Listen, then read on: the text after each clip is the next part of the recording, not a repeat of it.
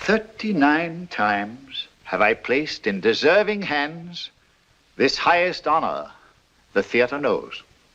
Surely no actor is older than I. I've earned my place out of the sun. And never before has this award gone to anyone younger than its recipient tonight. How fitting that it should pass from my hands to hers. Such young hands, such a young lady, young in years, but whose heart is as old as the theater. Some of us are privileged to know her. We have seen beyond the beauty and artistry that have made her name resound through the nation. We know her humility, her devotion, her loyalty to her art, her love, her deep and abiding love for us, for what we are and what we do, the theater. She has had one wish, one prayer, one dream, to belong to us. Tonight her dream has come true, and henceforth we shall dream the same of her. Honored members, ladies and gentlemen, for distinguished achievement in the theater, the Sarah Siddons Award to Miss Eve Harrington.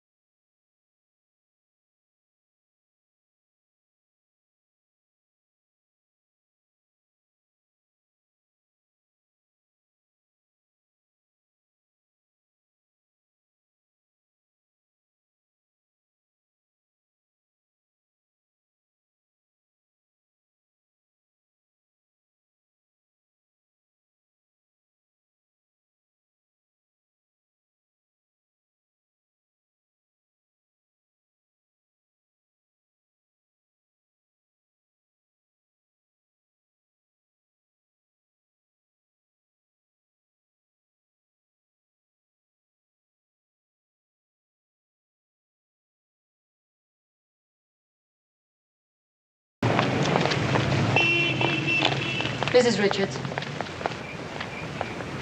There you are. It seemed odd suddenly. You're not being here. Why should you think I wouldn't be? Well, why should you be? After all, 6 nights a week for weeks of watching even Margot Channing enter and leave a theater. I hope you don't mind my speaking to you. Not at all. I've seen you so often. It took every bit of courage I could raise. To speak to just a playwright's wife? I'm the lowest form of celebrity. You're Margot Channing's best friend. You and your husband are always with her. And Mr. Sampson. What's he like? Bill Sampson? He's a director. He's the best. He'll agree with you. Tell me, what do you do in between the time Margot goes in and comes out? Just huddle in that doorway and wait? Oh, no. I see the play. You see the play? You've seen every performance of this play? Yes. But don't you find it, apart from everything else, don't you find it expensive? Standing room doesn't cost much. I manage. I'm going to take you to Margot. Oh, no. Oh, yes, she's got to meet you. No. No, I'd be imposing on her. I'd be just another tongue-tied, gushing fan. There isn't another like you. There couldn't be. But if I'd known, maybe some other time, looking like this. You look just fine. By the way, what's your name? Eve. Eve Harrington. Good evening, Gus. Good evening, Mrs. Richards. Good night. Good night, Judge. Good night.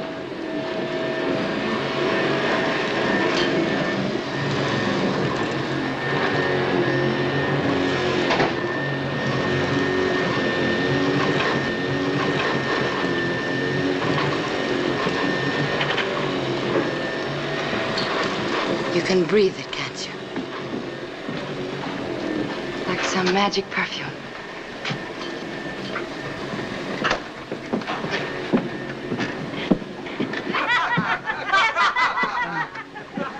Wait right here. Don't run away. If the South had won the war, you could write the same plays about the North. Hi. Hello. Well, now, Miss Channing, How was the I don't concert? think you can rightly say we lost the war. Let me fix your drink. We was more starved out, you might say. That's why I don't understand all these plays about love-starved Southern women. Love was one thing we were never starved for in the South. Margot's interview with a lady reporter from the South. And the minute it gets printed, they're going to fire on Gettysburg all over again. It was Fort Sumter they fired on. I never played Fort Sumter. Honey child had a point. Lloyd, honey, be a playwright with guts. Write me one about a nice, normal woman who just shoots her husband. You need new girdle. Buy some. Same size? Of course. I find these wisecracks increasingly less funny. Aged in Wood happens to be a fine and distinguished play. That's my loyal little woman. Well, the critics thought so. The audiences certainly think so. Packed houses, tickets 4 months in advance. I can't see that Lloyd's plays have hurt you any. Easy now. Oh, relax, kid. It's just me and my big mouth. It's just that you get me so mad sometimes. Of all the women in the world with nothing to complain about. Ain't it the truth? Yes, it is. You're talented, famous, wealthy. People waiting around night after night just to see you, even in the wind and the rain. Autograph fiends. They're not people. Those little beasts that run around in packs like coyotes. They're your fans, your audience. They're nobody's fans. They're juvenile delinquents. They're mental defectives. They're nobody's audience. They never see a play or a movie even. They're never indoors long enough. Well, there's one indoors right now. I brought her back to see you. You've what? She's just outside the door. The heave-ho. Oh, but you can't put her out. I promised. Margot, you've got to see her. She worships you. It's like something out of a book. That book is out of print, Karen. Those days are gone. But if you'd only see her, you're her whole life. You must have spotted her by now. She's always there. Oh, the mousy one with the trench coat and the funny hat. How could I miss her every night, every matinee? Well. Come in, Eve. I thought you'd forgotten about me. Oh, not at all. Margot, this is Eve Harrington. How do you do, my dear? Oh, brother. Hello, Miss Channing. My husband. Hello, Miss Harrington. How do you do, Mr. Richards? And this is my dear friend and companion, Miss Bertie Coonan. Oh, brother. Miss Coonan? Oh, brother, what? When she gets like this, all of a sudden she's playing Hamlet's mother. I'm sure you must have things to do in the bathroom, Bertie, dear. If I haven't, I'll find something till you get normal. Dear Bertie, won't you sit down, Miss Worthington? Harrington. I'm so sorry, Harrington. Won't you sit down? Thank you. Would you I like was just to drink telling this one Margot right and there Lloyd about beside how you? often you've seen the play. No, thank you. Yes, I've seen every performance. Every performance? Well, then am I safe in assuming you like it? I'd like anything Miss Channing played in. Would you really? How sweet. I doubt very much that you'd like her in the Harry Ape. Oh, please don't misunderstand me, Mr. Richards. I think that part of Miss Channing's greatness lies in her ability to pick the best plays. Your new play is for Miss Channing, isn't it? Of course it is. How'd you hear about it? There was an item in the Times. I liked the title, Footsteps on the Ceiling. Yes, but let's get back to this one. Have you really seen every performance? Yes. Why? I'm curious. Well, if I didn't come to see the play, I wouldn't have anywhere else to go. There are other plays. Not with you in them. Not by Mr. Richards. But you must have friends, a home, family. Tell us about it, Eve. If I only knew how. Try. Well,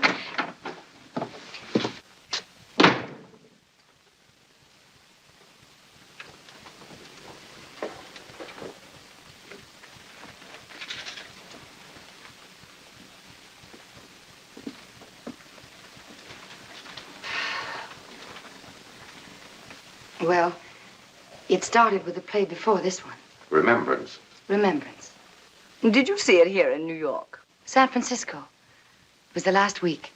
I went one night. Most important night of my life. Until now. I found myself going the next night. And the next. And the next. Every performance. Then, when the show went east, I went east. Eve, why don't you start at the beginning? Oh, couldn't possibly interest you. Please. I guess it started back home. Wisconsin, that is. It was just Mom and Dad and me. I was an only child. Used to make believe a lot when I was a kid. Acted out all sorts of things. What they were isn't important. But somehow, acting and make-believe began to fill up my life more and more. It got so I couldn't tell the real from the unreal. Except that the unreal seemed more real to me. I'm talking a lot of gibberish, aren't I? Not at all. Farmers were poor in those days. That's what Dad was, a farmer. I had to help out. So I quit school, went to Milwaukee, became a secretary in a brewery. When you're a secretary in a brewery, it's pretty hard to make believe you're anything else. Everything is beer. It wasn't much fun, but it helped at home. And there was a little theater group there, like a drop of rain on the desert. That's where I met Eddie. He was a radio technician. We played Lillian for 3 performances. That was awful. Then the war came, and we got married.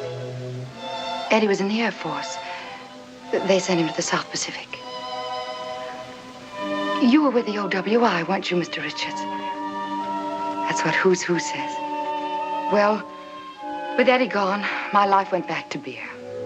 Except for a letter a week. One week he wrote me he had a leave coming up. I'd saved my money and vacation time and went to San Francisco to meet him. But Eddie wasn't there. They forwarded the telegram from Milwaukee. The one that came from Washington to say that Eddie wasn't coming at all. That Eddie was dead.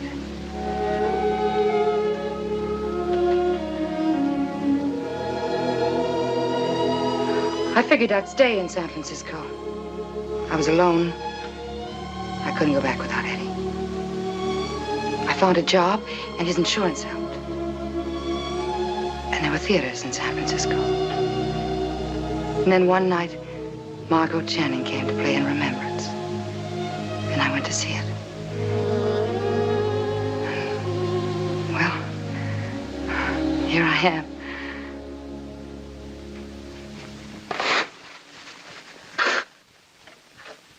What a story. Everything but the bloodhound snapping at her rear end. There are some human experiences, Bertie, that do not take place in a vaudeville house, and that even a fifth-rate vaudevillian should understand and respect. I want to apologize for Bertie. You don't have to apologize for me. I'm sorry if I hurt your feelings. It's just my way of talking.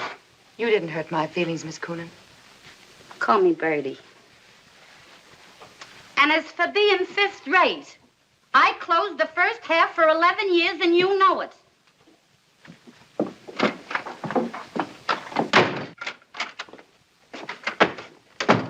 47 minutes from now, my plane takes off, and how do I find you? Not ready yet, looking like a junkyard. Thank you so much. Is it sabotage? Does my career mean nothing to you? Have you no human consideration? Show me a human, and I might have. Bill. The airlines have clocks, even if you haven't. I start shooting a week from Monday. Zanuck is impatient. He wants me. He needs me. Zanuck, what are you two lovers? Only in some ways. You're pretty. I'm a junkyard. Bill, Huh? this is Eve Harrington. Hi. My wonderful junkyard. The mystery and dreams you find in a junkyard. Heaven help me. I love a psychotic.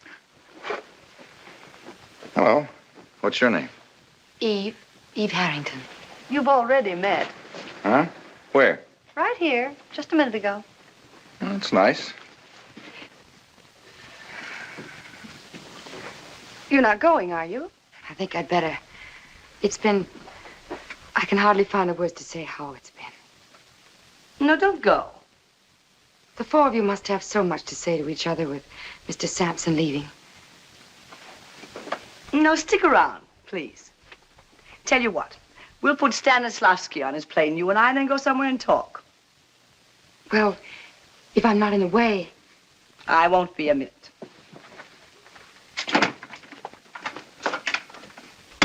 Lloyd, we've got to go. Good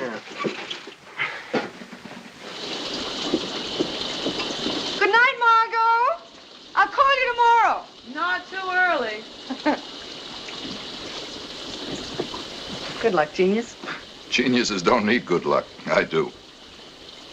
I'm not worried about you. Keep the thought. Good night, Eve. I hope I see you again soon. I'll be at the old stand tomorrow matinee. Not just that way. As a friend. I'd like that. It's been a real pleasure, Eve. I hope so, Mr. Richards. Good night. Good night. Mrs. Richards, I'll never forget this night as long as I live. And I'll never forget you for making it possible.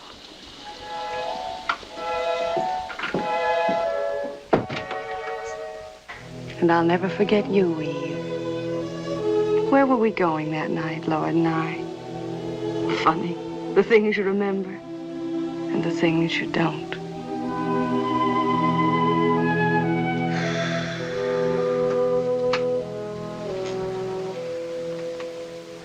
So you're going to Hollywood? Mm-hmm. Why? I just wondered. Just wondered what? Why? Why what? Why you have to go out there? I don't have to. I want to. Is it the money? 80% of it'll go for taxes. Then why? Why, if you're the best and most successful young director in the theater? The theater, the theater. What book of rules says the theater exists only within some ugly buildings crowded into 1 square mile of New York City? Or London, Paris, or Vienna? Listen, Junior, and learn. You want to know what the theater is? A flea circus. Also opera. Also rodeos, carnivals, ballets, Indian tribal dances, Punch and Judy, a one-man band, all theater. Wherever there's magic and make-believe and an audience, there's theater. Donald Duck, Ibsen and the Lone Ranger, Sarah Bernhardt and Poodle's Hannaford, Lupton Fontanne, Betty Grable, Rex the Wild Horse, Eleanor Duse, all theater. You don't understand them all. You don't like them all. Why should you? The theater's for everybody, you included, but not exclusively. So don't approve or disapprove. May not be your theater, but it's theater for somebody somewhere. I just asked a simple question. And I shut my mouth off. Nothing personal, Junior. No offense. It's just that there's so much bourgeois in this ivory green room they call the theater. Sometimes it gets up around my chin. But Hollywood, you mustn't stay out there. It's only a one-picture deal. So few come back. Yeah. I read George Jean Nathan every week. Also Addison DeWitt. Every day. You didn't have to tell me. I understand it's the latest thing, one earring. If it isn't, it's going to be. I can't find the other one. Throw that dreary letter away. It bores me. Where do you suppose it could be? It'll show up. Oh, I give up. Look in the wigs. Maybe you got caught in one. Real diamonds in a wig. The world we live in. Where's my coat? Right where you left it. Oh. The seams. He can't take his eyes off my legs. Like a nylon lemon peel. Byron couldn't have said it more graciously. Here we go. Got any messages? What do you want me to tell Tyrone Power? Just give him my phone number. I'll tell him myself. Kill the people. You got your key? See you home.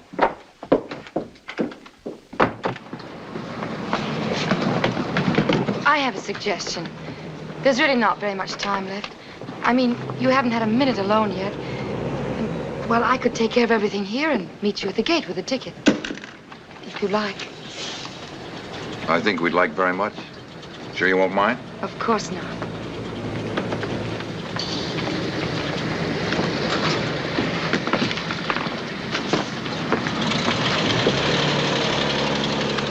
She's quite a girl, this what's her name? Eve, I'd forgotten they grew that way. That lack of pretense, that sort of strange directness and understanding. Did she tell you about the theater? What it meant? No, I told her. I sounded off. All the religions in the world rolled into one, and we're gods and goddesses. Isn't it silly? Suddenly I've developed a big protective feeling toward her, a lamb loose in our big stone jungle.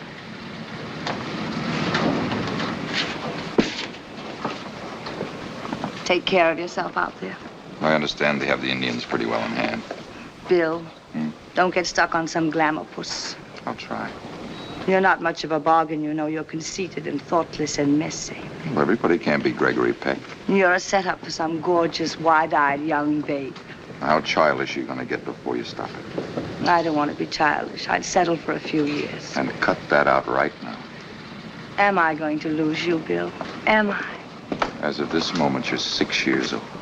Already?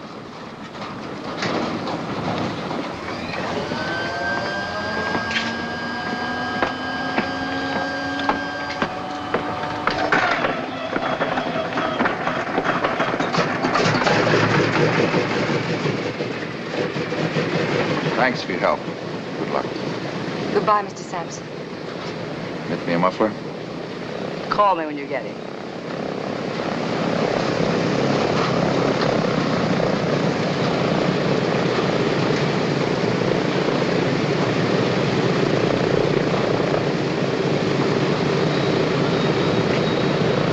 Hey, Junior! Keep your eye on her. Don't let her get lonely. She's a loose lamb in a jungle. Don't worry.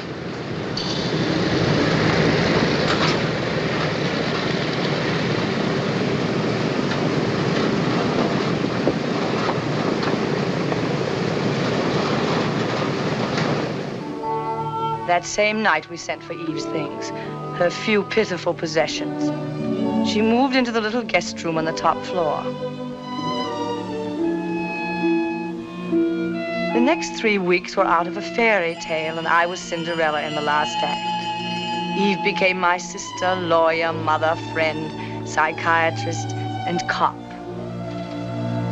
The honeymoon was on.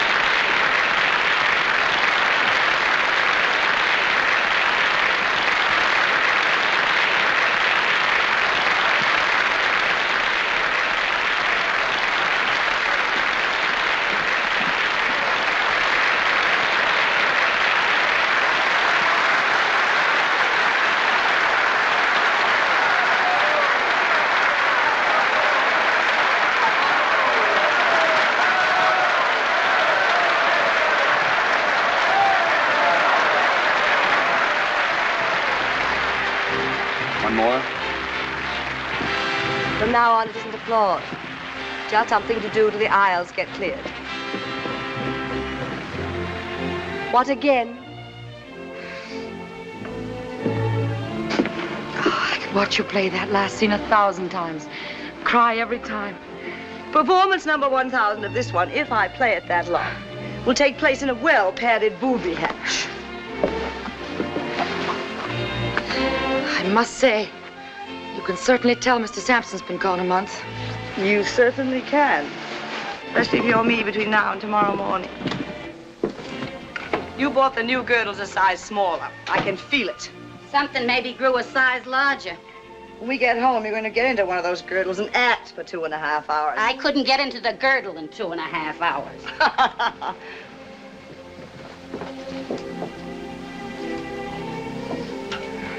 You haven't noticed my latest bit of interior decorating. But you've done so much. What's new? The curtains, I made them myself. They're lovely.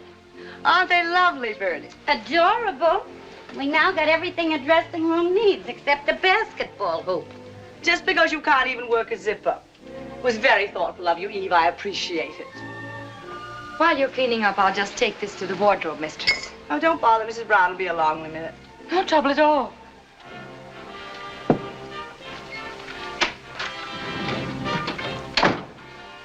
May I be so bold as to say something? Have you ever heard of the word union? Behind in your dues? How much? I haven't got a union. I'm slave labor. Well? But the wardrobe women have got one, and next to a tenor, a wardrobe woman is the touchiest thing in show business.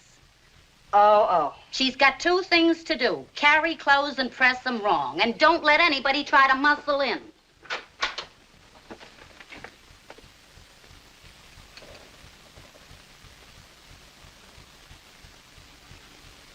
Eve. We'd better let Mrs. Brown pick up the wardrobe.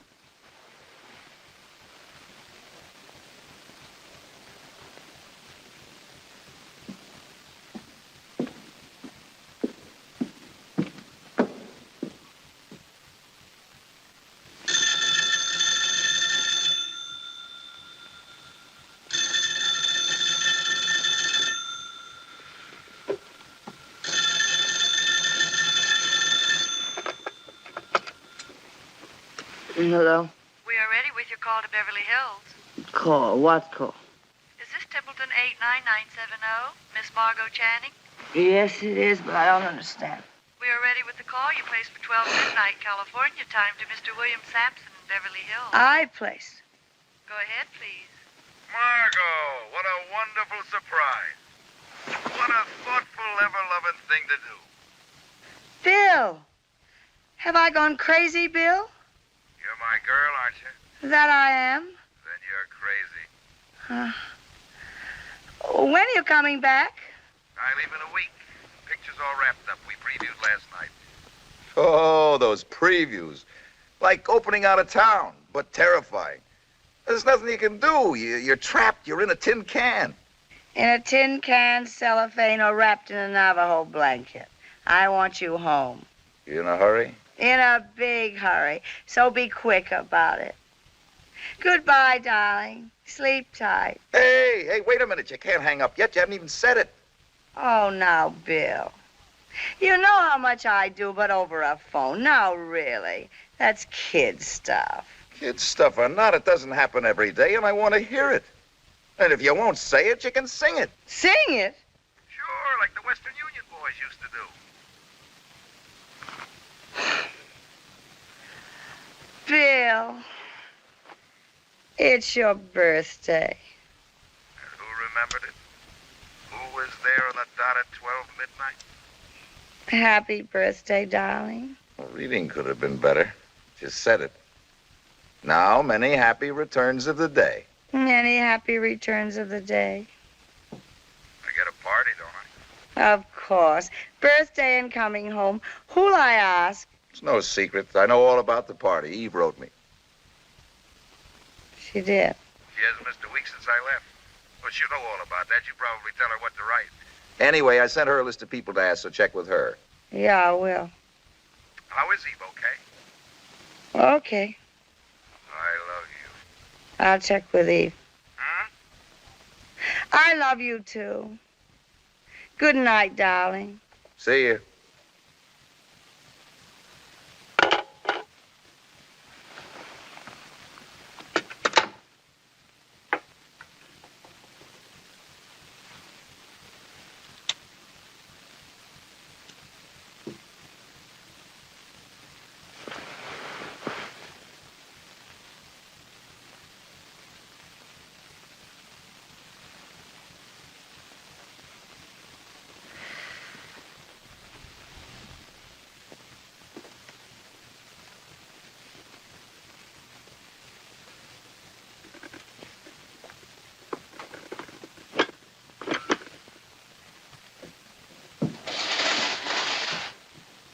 Bertie.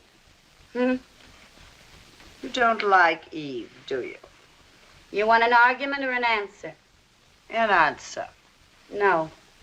Why not? Now you want an argument. She works hard.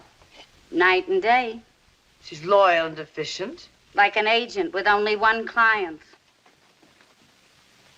She thinks only of me. Doesn't she? Well, let's say she thinks only about you anyway. How do you mean that? I'll tell you how.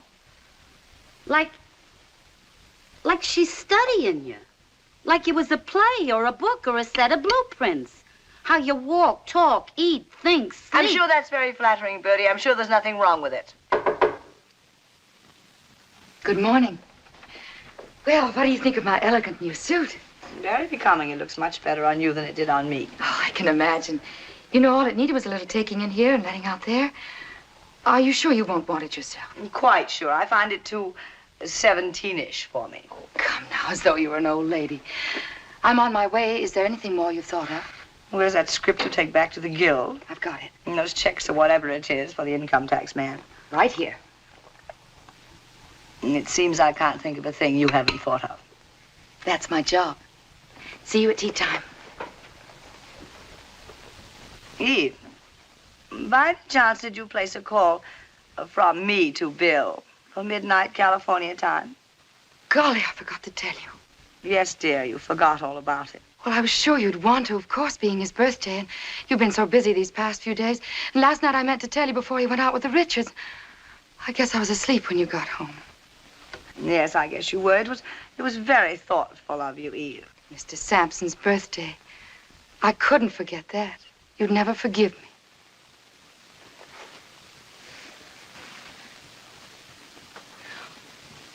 As a matter of fact, I sent him a telegram myself.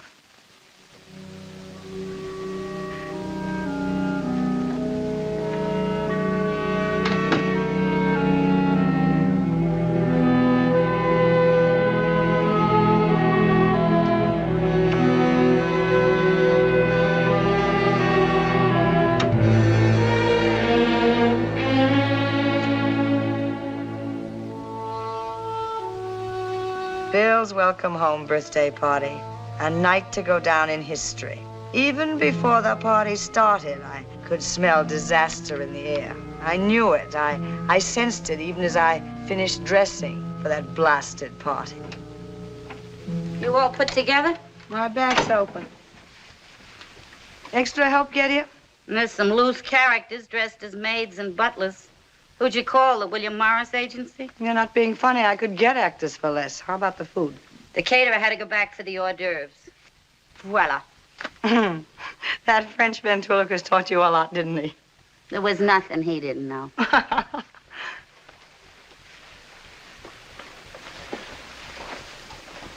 And there's a message from the bartender. Does Miss Channing know that she ordered domestic gin by mistake?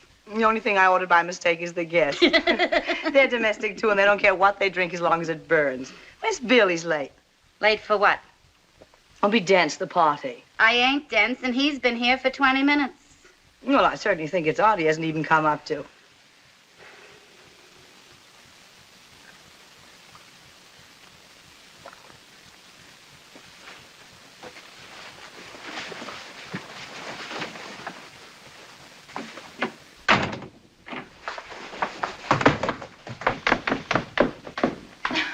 Don't let it worry you, said the cameraman. Even Tamil couldn't see anything looking through the wrong end, so that was the first and last. Don't let me kill the point, or isn't it a story for grown-ups? You've heard it. About the time I looked through the wrong end of the camera finder. Remind me to tell you about the time I looked into the heart of an artichoke. I'd like to hear it. Some snowy night in front of the fire. In the meantime, while we're on the subject, would you check about the hors d'oeuvres, Eve? The caterer forgot them. The varnish wasn't dry or something. Of course.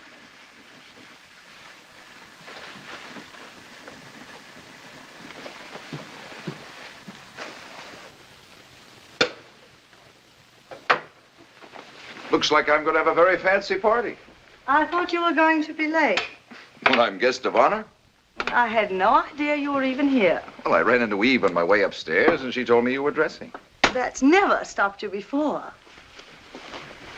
We started talking. She wanted to know about Hollywood. She seemed so interested. She's a girl of so many interests. It's a pretty rare quality these days. A girl of so many rare qualities. So she seems. So you've pointed out so often. So many qualities so often. Her loyalty, efficiency, devotion, warmth, and affection, and so young.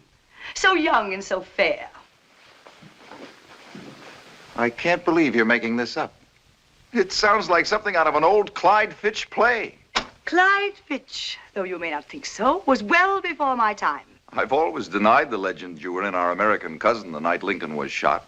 I don't think that's funny. Of course it's funny. This is all too laughable to be anything else. You know what I feel about this age obsession of yours, and now this ridiculous attempt to whip yourself up into a jealous froth because I spent 10 minutes with a stage-struck kid. 20. 30 minutes, 40 minutes, what of it? Stage-struck kid. She's a young lady of qualities. And I'll have you know I'm fed up with both the young lady and her qualities. Studying me as if I were a play or a blueprint, how I walk, talk, think, act, sleep. Now, how can you take offense at a kid trying in every way to be as much like her ideal as possible? Stop calling her a kid.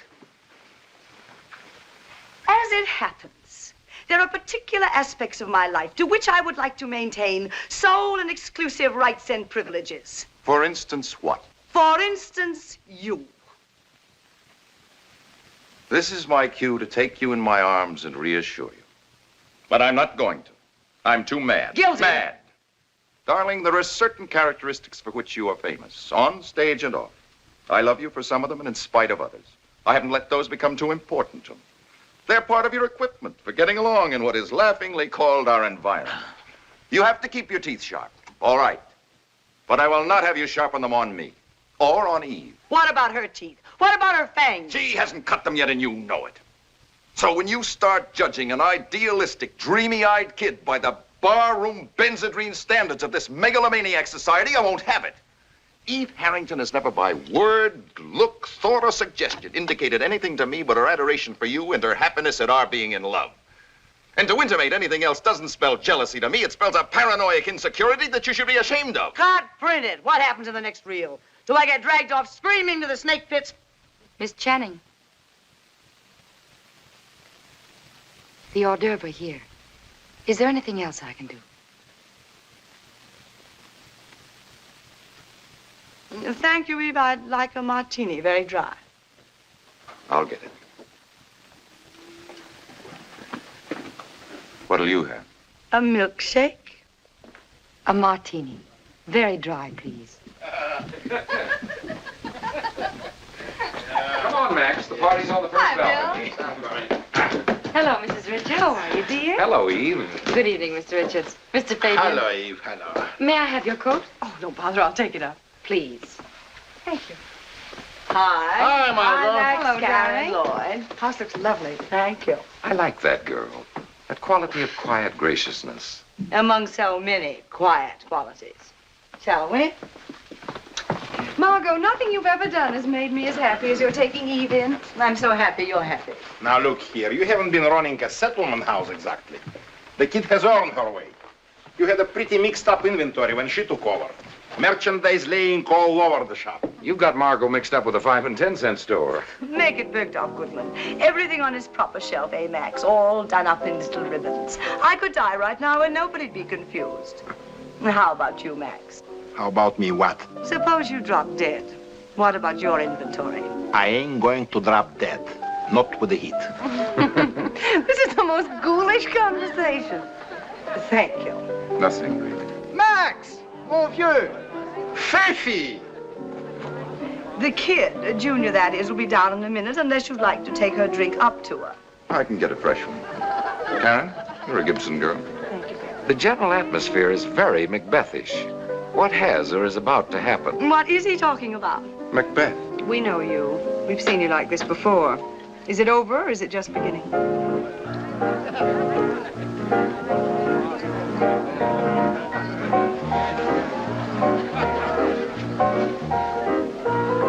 Fasten your seatbelts. It's going to be a bumpy night.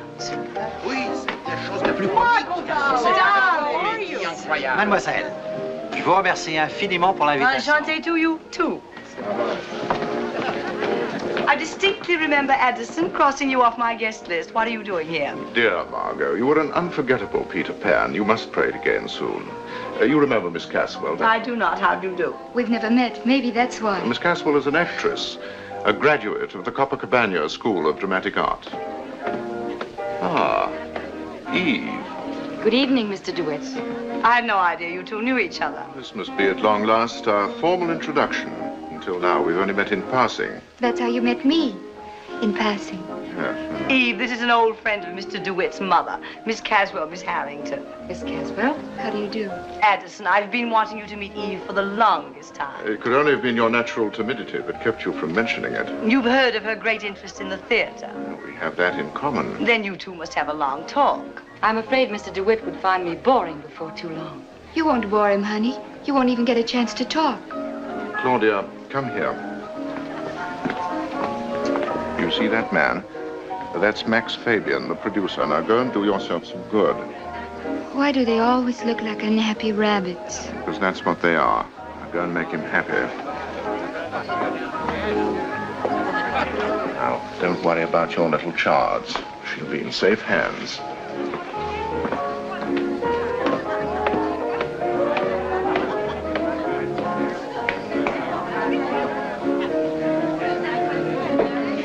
Amen.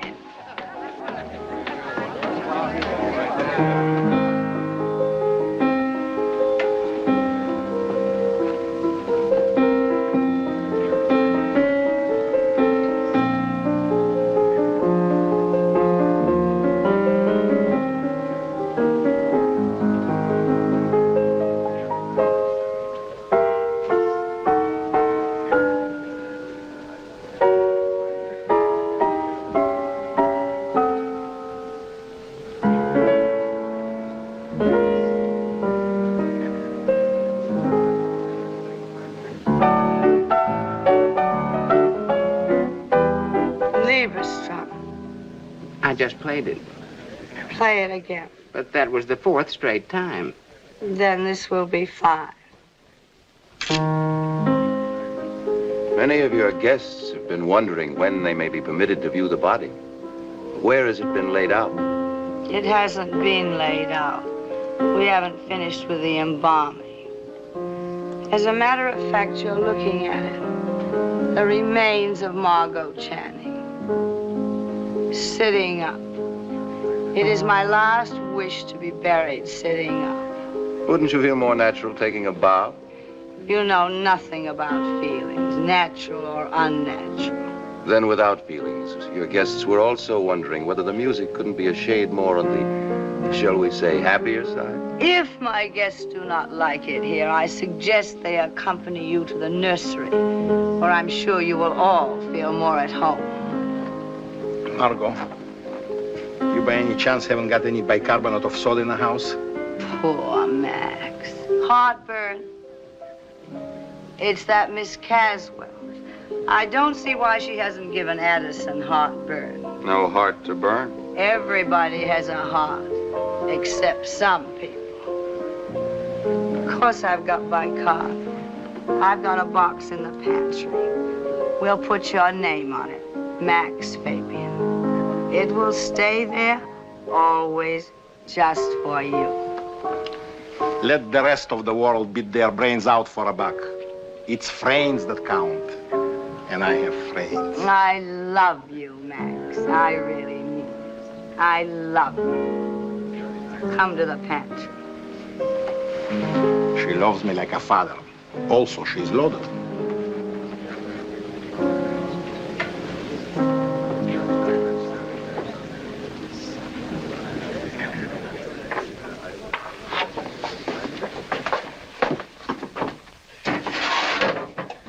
There you are, Maxie, dear. One good burp and you'll be rid of that Miss Caswell. The situation I'm in ain't the kind you can belch your way out of. I made a promise. To Miss Caswell? What? Well, for an audition, you know, for this part we are replacing. What's her name? Your sister. What? Not two, please. Well, if she can act, she might not be bad. She looks like she might burn down a plantation. Well, right now I feel like there is one burning in me. When's the audition? A couple weeks. Tell you what. Why don't I read with her? Would you? Anything to help you out, Max. Now, that's cooperation. I appreciate it. Not at all. And now you can do me a great favor, if Just you would. name it. Give Eve Harrington a job in your office. You get quick action, don't you? I wouldn't think of taking that girl away from you. You said yourself my inventory was in shape, all my merchandise put away. To keep her here with nothing to do, I'd be standing in her way. And you need her, Max. Well, what will she do? Well, she'd be a great help. She'd read scripts, interview people you have to see, get rid of those you don't have to. You'd be a man of leisure, Max. Well... Think of your health. More time to relax in the fresh air at a racetrack. I don't think it's such a good idea. Promise? Promise. That's my Max. Oh, there you are, both of you. Max, Karen's decided it's time to go. Where is she now? Up in your room. Well, if you'll excuse me, I go and tell Miss Castle.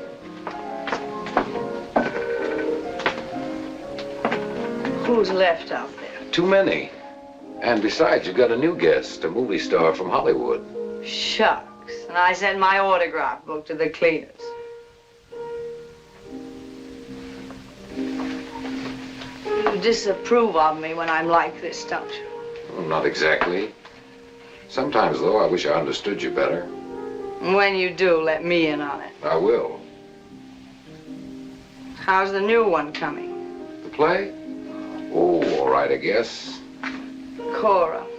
Still a girl of 20. 20 is just not important. Don't you think it's about time it became important? How do you mean? Don't be evasive.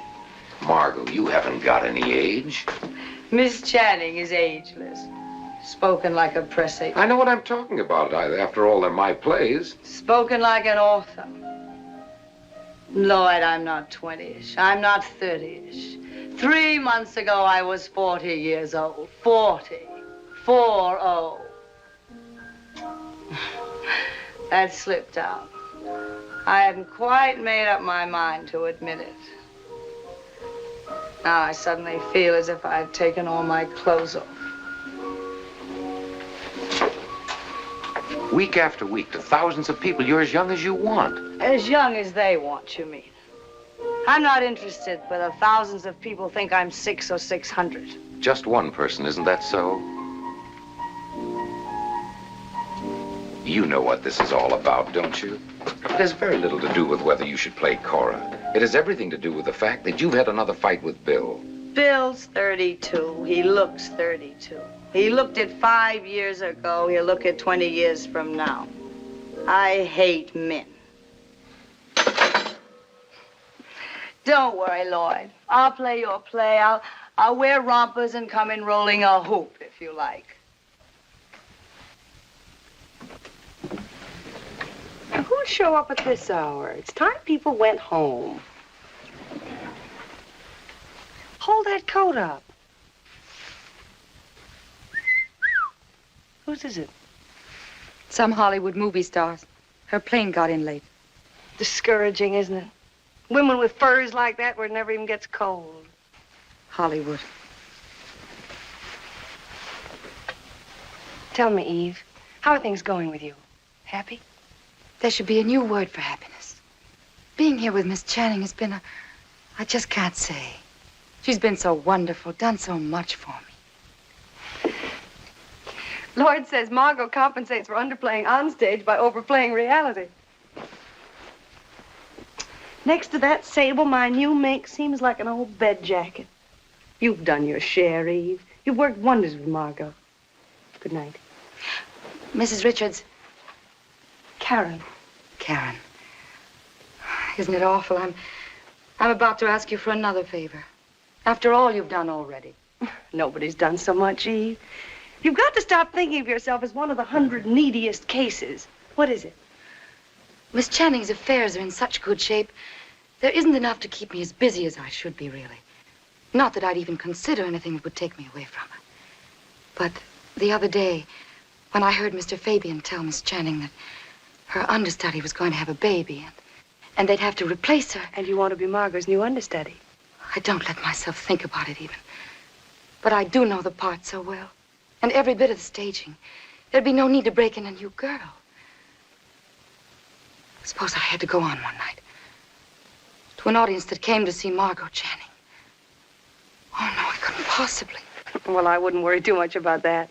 Margot just doesn't miss performances. If she can walk, crawl, or roll, she plays. The show must go on. No, dear. Margot must go on. As a matter of fact, I don't see any reason why you shouldn't be her understudy. Do you think Miss Channing would approve? I think she'd cheer. But Mr. Richards and Mr. Sampson. They'll do as they're told. Then, would you speak to Mr. Fabian about it? Of course. You won't forget? I won't forget. I seem to be forever thanking you for something, don't I?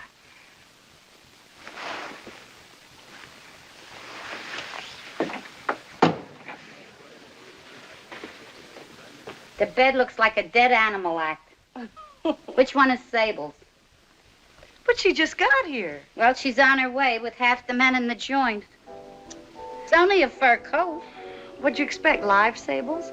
Diamond collar, gold sleeves, you know, picture people.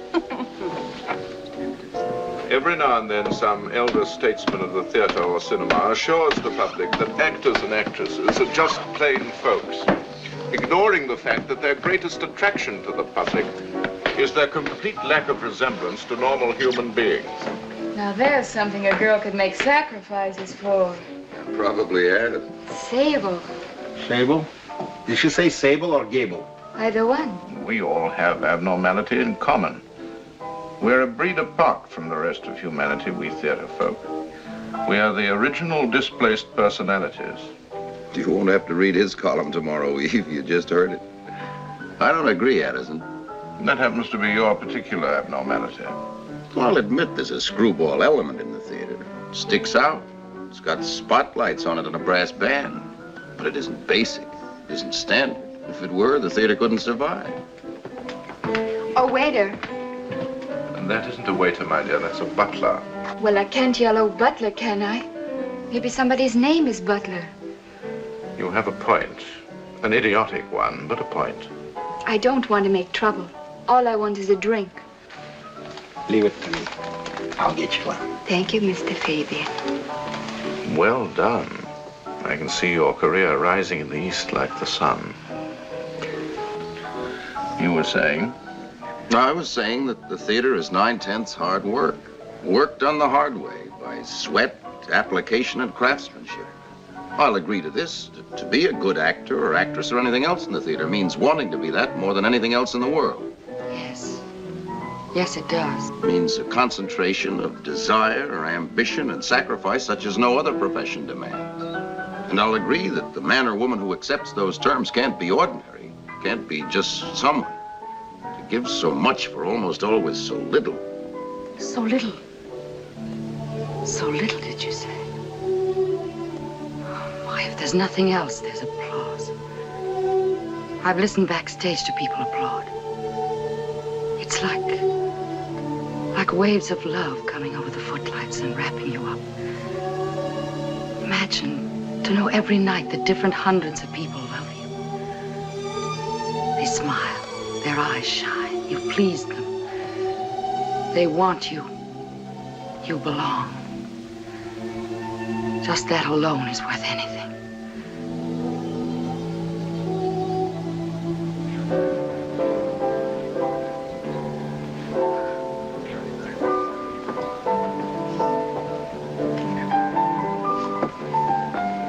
Don't get up. And please stop acting as if I were the Queen Mother. I'm sorry, I didn't Outside of a beehive, Margot, your behavior would hardly be considered either queenly or motherly. You're in a beehive, pal, didn't you know? We're all busy little bees, full of stings, making honey day and night. Aren't we, honey? Margot, really? Please don't play governess, Karen. I haven't your unyielding good taste. I wish I could have gone to Radcliffe, too, but Father wouldn't hear of it. He needed help behind the notions counter. I'm being rude now, aren't I? Or should I say, ain't I? You're maudlin and full of self-pity. You're magnificent. How about calling it a night? And you pose as a playwright. A situation pregnant with possibilities, and all you can think of is everybody go to sleep. It's a good thought. It won't play. As a non-professional, I think it's an excellent idea. Excuse me. Undramatic, perhaps, but practical. Happy little housewife. Cut it out. This is my house, not a theater. In my house, you're a guest, not a director. Then stop being a star. And stop treating your guests as your supporting cast. Now, let's not get into a big hassle. It's about time we did. It's about time Margot realized that what's attractive on stage need not necessarily be attractive off. All right. I'm going to bed.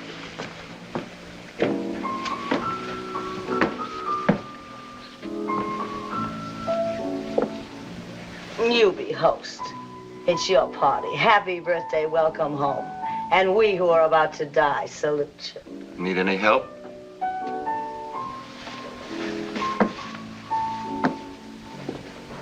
To put me to bed, take my clothes off, hold my head, tuck me in, turn out the lights, and tiptoe out. Eve would, wouldn't you, Eve? If you'd like. I wouldn't like.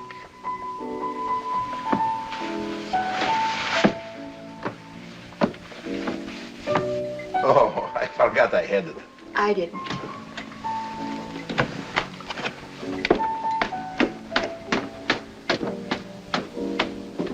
Too bad.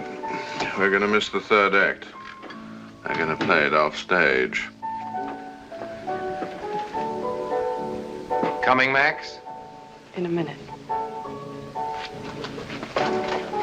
Eve, you mustn't mind Margot too much, even if I do. There must be some reason. Something I've done without knowing. The reason is Margot, and don't try to figure it out. Einstein couldn't.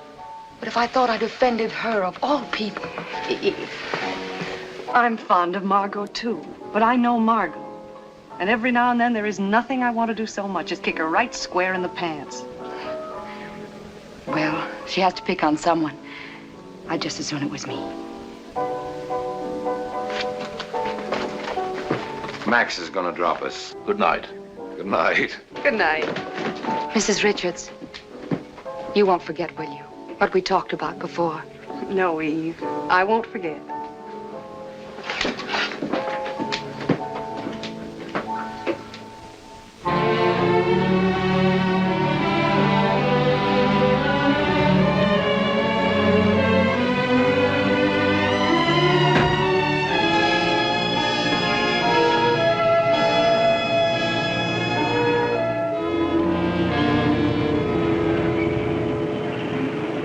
Why so remote, Addison? I should think you'd be at the side of your protege, lending her moral support. Miss Caswell at the moment is where I can lend no support, moral or otherwise. The ladies, shall we say, lounge. Being violently ill to her tummy. It's good luck before an audition. She'll be all right once it starts. Miss Caswell got lucky too late. The audition is over. Over it can't be.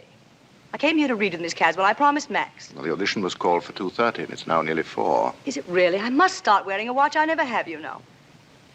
Who read with Miss Caswell? Bill? No. Lloyd? No. Well, that can't have been Max. Who? Naturally enough, your understudy.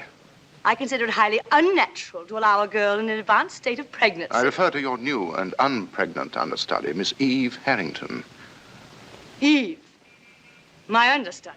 Didn't you know? Of course I knew. Just slipped your mind.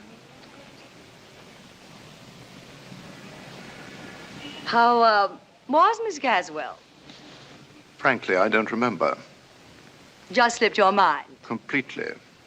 Nor, I am sure, can anyone else present tell you how Miss Caswell read, or whether Miss Caswell read or rode a pogo stick. Was she that bad? Margot, as you know, I've lived in the theater as a Trappist monk lives in his faith. I have no other world, no other life. And once in a great while, I experience that moment of revelation for which all true believers wait and pray. You were one. Gene Eagle's another. Paolo Wesley, Hayes. There are others, 3 or 4. Eve Harrington will be among them. I take it she read well. It wasn't a reading, it was a performance. Brilliant, vivid, something made of music and fire. How nice. In time, she'll be what you are. A mass of music and fire. And that's me. An old kazoo and some sparklers. Tell me, was Bill swept away too? Or were you too full of revelation to notice? Bill didn't say.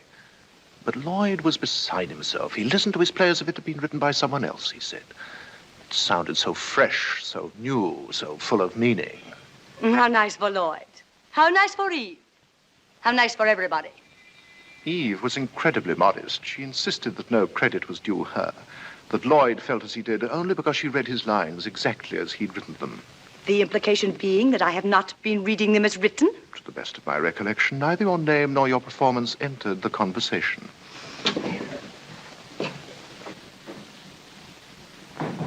Ah. Feeling better, my dear? Like I just swam the English Channel. Now what? Your next move, it seems to me, should be towards television. Tell me this, do they have auditions for television? That's all television is, my dear, nothing but auditions.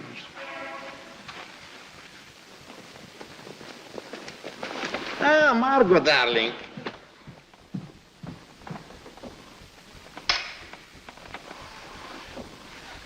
Mm-hmm. Terribly sorry I was late. Lunch was long, and I couldn't find a cab. Where's Miss Caswell? Shall we start? Oh, hello, Eve. Hello, Miss Janet. How are you making out in Mr. Fabian's office? Now, Max, I don't want you working this child too hard just because you promised. As you see, I kept my promise, too. It's all over. What's all over? The audition. Eve read with Miss Caswell. Eve? Oh, how enchanting. However did you two get the idea of letting Eve read with Miss Caswell? Well, she's your understudy. Eve, my understudy? I had no idea. Oh, I thought you knew. She was put on over a week ago. It seems inconceivable. I've never seen her backstage, but of course, with so many people loitering about, well. So Eve is not working for Max after all. Max, you sly puss. Miss Channing, I can't tell you how glad I am that you arrived so late. Really, Eve? Why? If you'd been here to begin with, I never would have dared to read at all. Why not? If you'd come in the middle, I would have stopped. I couldn't have gone on. What a pity. All that fire and music being turned off. What fire and music? You wouldn't understand. How was Miss Caswell? Back to the Copacabana. But Eve, Margot. Let me tell you about Eve. I was dreadful, Miss Channing. Believe me, I have no right to be anyone's understudy, much less yours. I'm sure you underestimate yourself, Eve. You always do. You were about to tell me about Eve. You'd have been proud of her. I'm sure. She was a revelation. Oh, to you, too. What do you mean by that? Well, I mean, among other things, it must have been a revelation to have a 24-year-old character played by a 24-year-old actress. Well, that's beside the point. It is right to the point. Also, it must have seemed so new and fresh to you, so exciting to have your lines read just as you wrote them. Addison. So full of meaning, fire, and music.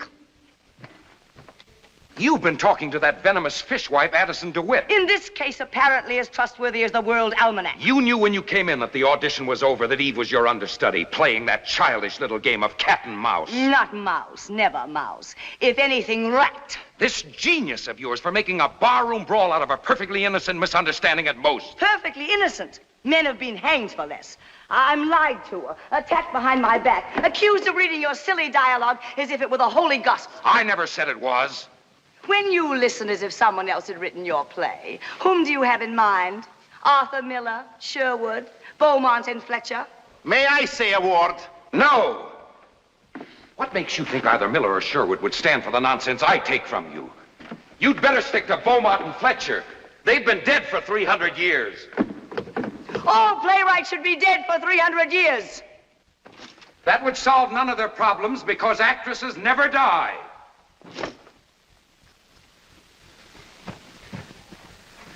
The stars never die and never change. You may change this star anytime you want for a new and fresh and exciting one, fully equipped with fire and music, anytime you want, starting with tonight's performance. This is for lawyers to talk about. This concerns the run of the play contract that you cannot rewrite or ad lib. Are you threatening me with legal action, Mr. Fabian? Are you breaking the contract? Answer my question. Who am I to threaten? I'm a dying man. I don't hear you. I said I'm a dying man. Not until the last drugstore has sold its last pill. I shall never understand the weird process by which a body with a voice suddenly fancies itself as a mind. Just when exactly does an actress decide they're her words she's saying and her thoughts she's expressing? Usually at the point when she has to rewrite and rethink them to keep the audience from leaving the theater. It's about time the piano realized it has not written a concerto.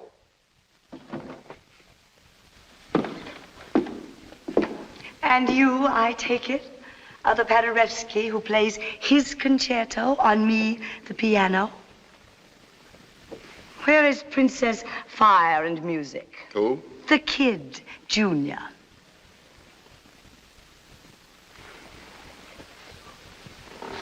Gone. I must have frightened her away.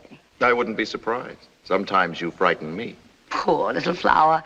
Dropped her petals and folded her tent. Don't mix your metaphors. I'll mix what I like. Okay, mix. I'm nothing but a body with a voice, no mind. What a body.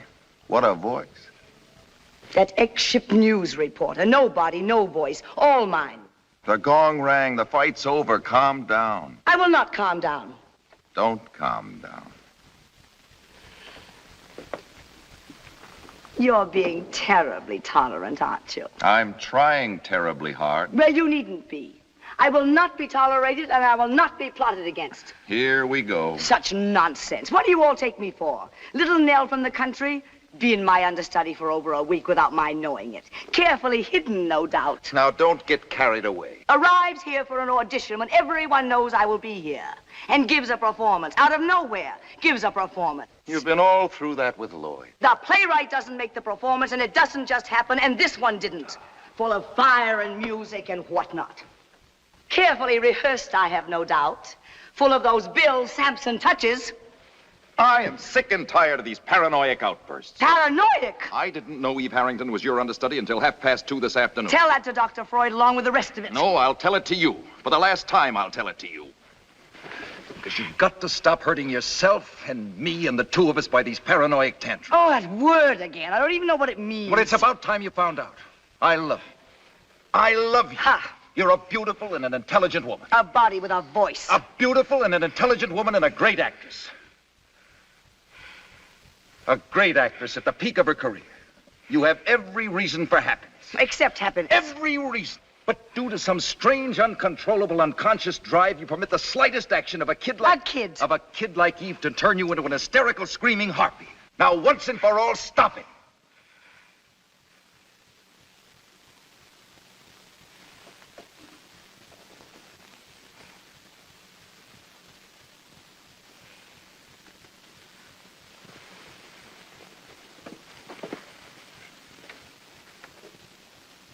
It's obvious you're not a woman. I've been aware of that for some time. Well, I am. I'll say. Don't be condescending. Come on, get up. I'll buy you a drink. I'll admit I may have seen better days, but I'm still not to be had for the price of a cocktail. Like a salted peanut. Margot, let's make peace. Terms are too high. Unconditional surrender. Just being happy? Just stopping all this nonsense about Eve? And Eve and me? Not nonsense. But if I tell you it is as I just did, were you listening to me? Isn't that enough? I wish it were. Then what would be enough? If we got married? I wouldn't want you to marry me just to prove something. You've had so many reasons for not wanting to marry me. Margot, tell me what's behind all this. I don't know, Bill. It's just a feeling. I don't know. I think you do know. But you won't or can't tell me. I said before it was going to be my last try, and I meant it. I can't think of anything else to do. I wish I could. We usually wind up screaming and throwing things as the curtain comes down, then it comes up again and everything's fine. But not this time. You know, there isn't a playwright in the world who could make me believe this would happen between two adult people. Goodbye, Margot.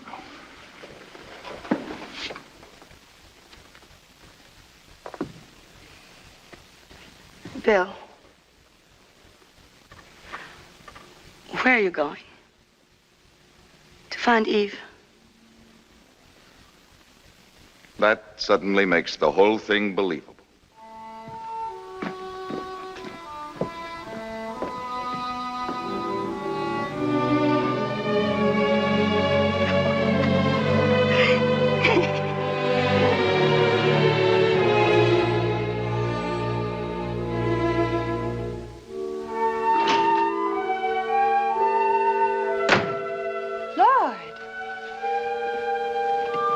What's happened? Up to here. That's where I've got it. Up to here. Of all the star-ridden, presumptuous, hysterical... Margot again. And again and again. 2 hours late for the audition to begin with. Well, that's on time for Margot. And then a childish, heavy-handed routine about not knowing Eve was her understudy. Well, it's just possible she didn't. Of course she knew. For one thing, Addison told her how superbly Eve had read the part.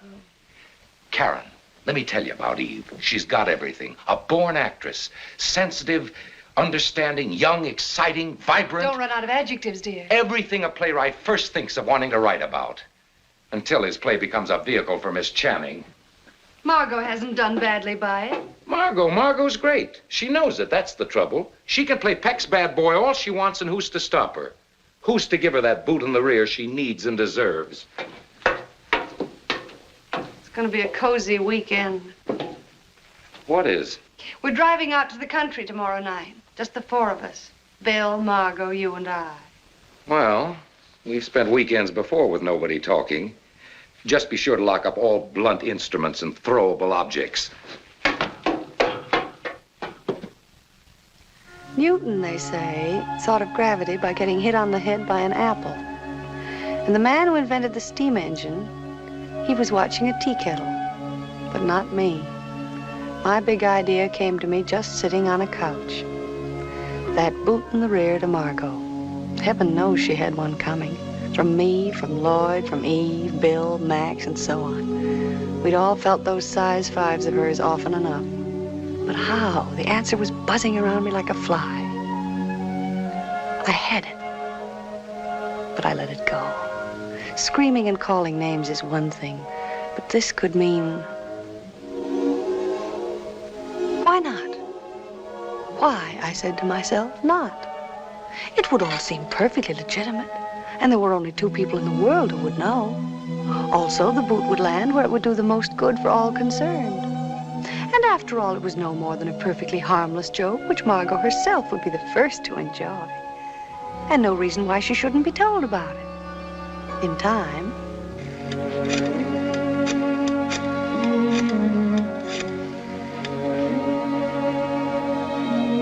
Hello. Will you please call Miss Eve Harrington to the phone? Not at all, I'll wait. It was a cold weekend, outside and in. Bill didn't come at all. Margot didn't know where he was and didn't care, she kept saying. Somehow we staggered through Sunday, and by the time we drove Margot to the station late Monday afternoon, she and Lloyd had thawed out to the extent of being civil to each other. What time is it? When you asked a minute ago, it was 5:42. It is now 5:43. When you ask again a minute from now, I it will just be don't want Margot to miss her train. As it is, she'll barely make the theater. 5:55. We'll be at the station in plenty of time.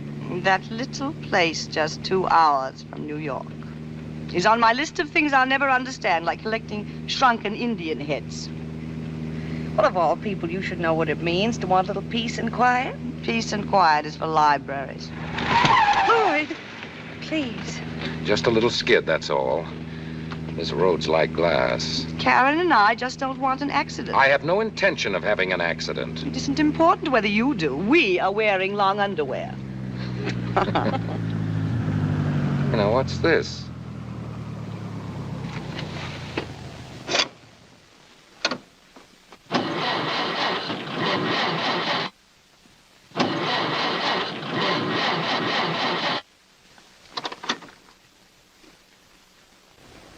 But it can't be. We can't be out of gas. I filled it myself yesterday. Wasn't it full when you drove to Brewster this morning? Well, I guess I didn't look. You know I don't pay attention to those things. Just incredible. How much time have we got? Oh, roughly 10 minutes. How far to the station? Oh, about 3 or 4 miles. Any houses or farms around where we can borrow some gas? Well, none in sight. There's not much along this back road. Not many cars either, not much chance of a lift. Well, no sense in just sitting here. I'm going to walk up about a half a mile, just in case.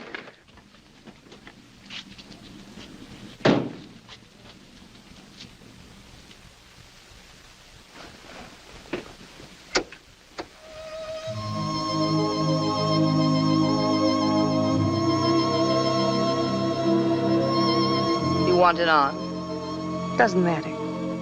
I detest cheap sentiment.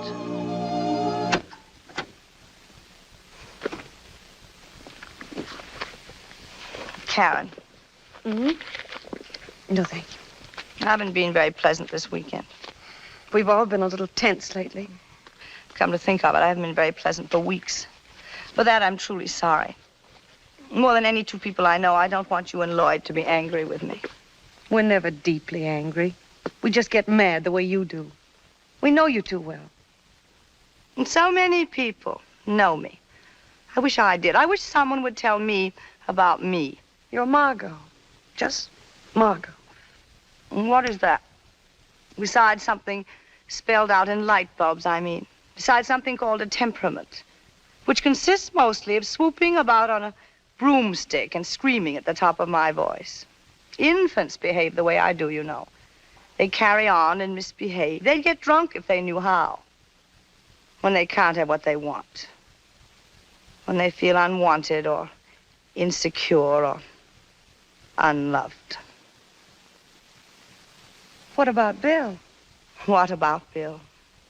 He's in love with you. More than anything in this world, I love Bill. And I want Bill. And I want him to want me. But me, not Margot Channing. And if I can't tell them apart, how can he? Well, why should he and why should you? Bill's in love with Margot Channing. He's fought with her, worked with her, and loved her. But 10 years from now, Margot Channing will have ceased to exist. And what's left will be what? Margot, Bill is all of 8 years younger than you. And those years stretch as the years go on. I've seen it happen too often. Not to you, not to Bill. Isn't that what they always say?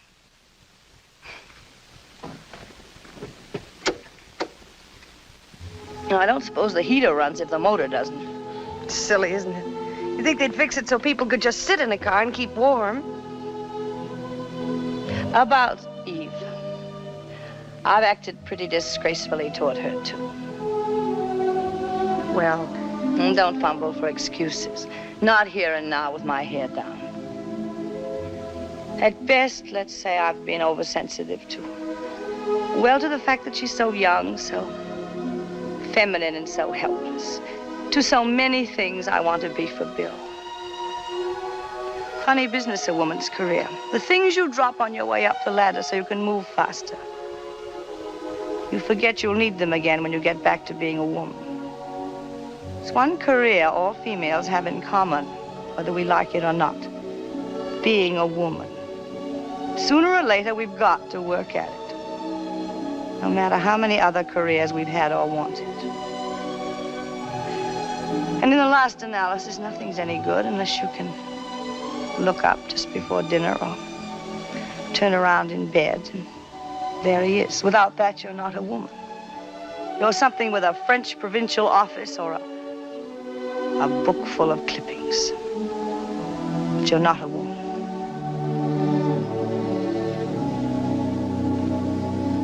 Slow curtain, the end. Margot, I want you to know how sorry I am about this. About what? This. I can't tell you how sorry I am. Don't give it a thought. One of Destiny's merry pranks.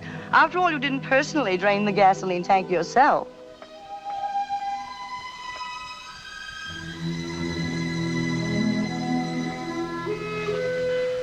Eve, of course, was superb. Many of the audience understandably preferred to return another time to see Margot. But those who remained cheered loudly, lustily, and long for Eve. How thoughtful of her to call and invite me that afternoon. And what a happy coincidence that several representatives of other newspapers happened to be present. All of us invited that afternoon to attend an understudy's performance about which the management knew nothing until they were forced to ring up the curtain at 9 o'clock. Coincidence. You were better than all right, kid. You gave a performance. You rang a bell. Little things here and there, but it doesn't matter. You can be proud of yourself. You've got a right to be. Are you proud of me, Bill? I'll admit I was worried when Max called. I had my doubts. You shouldn't have had any doubts. Well, after all, the other day was one scene. The woods are full of one-scene sensations. But you did it. With work and patience, you'll be a good actress. If that's what you want to be. Is that what you want me to be? I'm talking about you and what you want. So am I. What have I got to do with it? Everything. The names I've been called, but never Svengali. Good luck. Don't run away, Bill. From what would I be running? You're always after truth on the stage. What about off? I'm for it. Then face it. I have. Ever since that first night here in this dressing room. When I told you what every young actress should know? When you told me that whatever I became, it would be because of you. Makeup's a little heavy. And for you. You're quite a girl.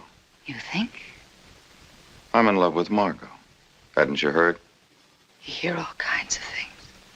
I'm only human, rumors to the contrary, and I'm as curious as the next man. Find out. Only thing. What I go after, I want to go after. I don't want it to come after me.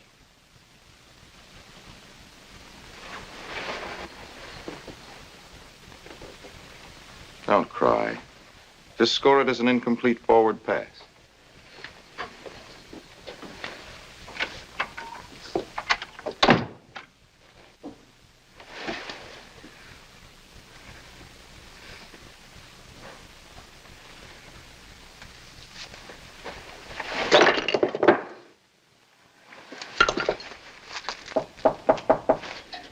Who is it? May I come in? Certainly, Mr. DeWitt. I expected to find this little room overcrowded with a theater full of people at your feet. I consider myself lucky they didn't throw things. Of course, your performance was no surprise to me. After the other day, I regarded it as no more than a promise fulfilled. You're more than kind. But it's still Miss Channing's performance. I'm just the carbon copy you read when you can't find the original. You're more than modest. It's not modesty. I just don't try to kid myself. A revolutionary approach to the theater. But if I may make a suggestion. Please do. I think the time has come for you to shed some of your humility. It is just as false not to blow your horn at all as it is to blow it too loudly. I don't think I've done anything to sound off about. We all come into this world with our little egos equipped with individual horns. Now, if we don't blow them, who else will? Even so. One pretty good performance by an understudy. It'll be forgotten tomorrow. It needn't be. Even if I wanted to, as you say, be less humble, blow my own horn, how would I do it? I'm less than nobody. I am somebody. You certainly are. Leave the door open a bit, so we can talk.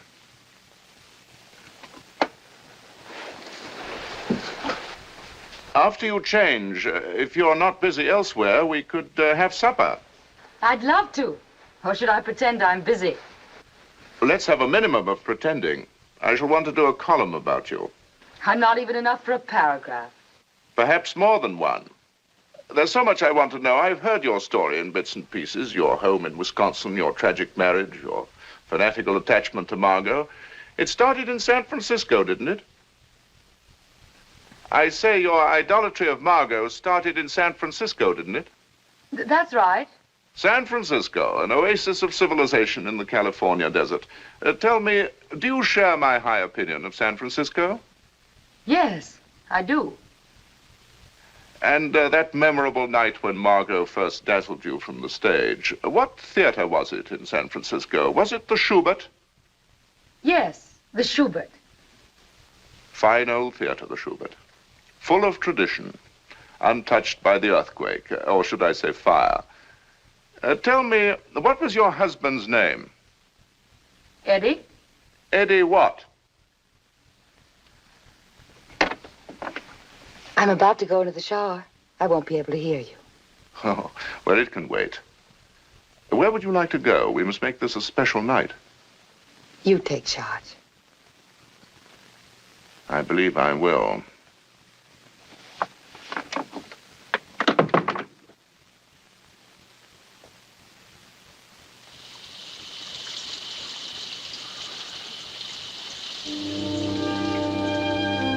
Some of the morning papers carried a little squib about Eve's performance. Not much, but full of praise. I couldn't imagine how they found out about it. But Lloyd said Max's publicity man probably sent out the story. At any rate, I felt terribly guilty and ashamed of myself, and wanted nothing so much as to forget the whole thing. Margot and I were having lunch at 21, just like girlfriends, with hats on. Has Miss Channing come in? Not yet, Mrs. Richards. Thank you. Oh, Eve! I've heard the most wonderful things about your performance. Mostly relief that I managed to stagger through it at all. She was magnificent. Well, then you've heard, too. I was there, an eyewitness. You were there at the play last night? A happy coincidence. We're having lunch with a movie talent scout. Well, they certainly don't waste much time, do they? It's nothing definite yet. It's just to have lunch. They'll be wasting this much of their time at any rate. Eve has no intention of going to Hollywood. By the smartness of your dress, I take it that your luncheon companion is a lady. Margot. Margot lunching in public? Oh, it's a new Margot, but she's just as late as the old one. She may be later than you think. Why not read my column to pass the time? The minutes will fly like hours. Thank you, Addison. And now we must join our sunburnt eager beaver. Goodbye, Karen. Goodbye.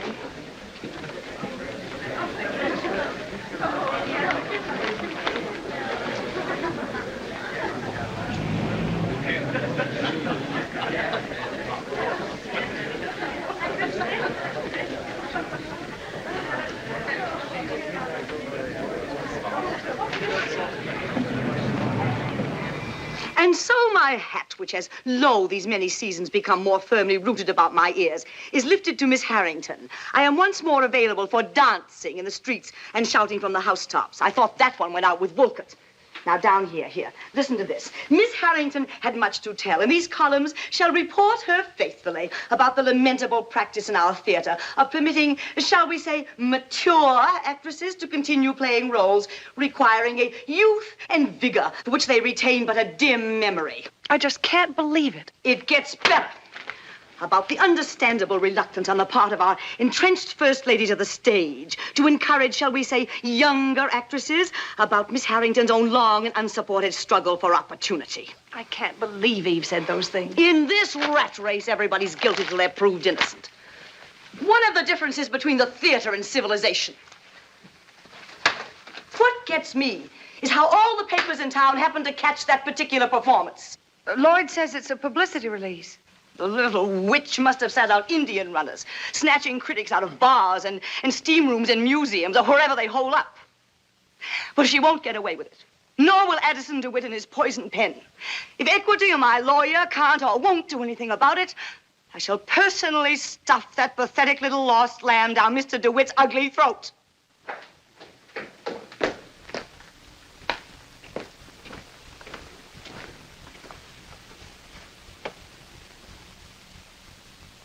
I came as soon as I read that piece of filth. I ran all the way.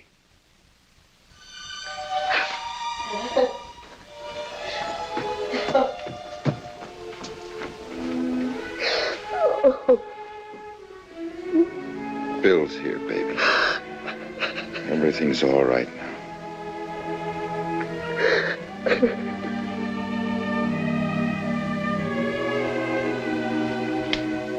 I guess at this point I'm what the French call de trappe.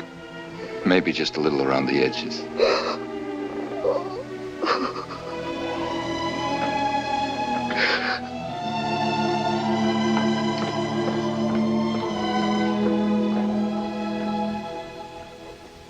It's Addison from start to finish. It drips with his brand of venom.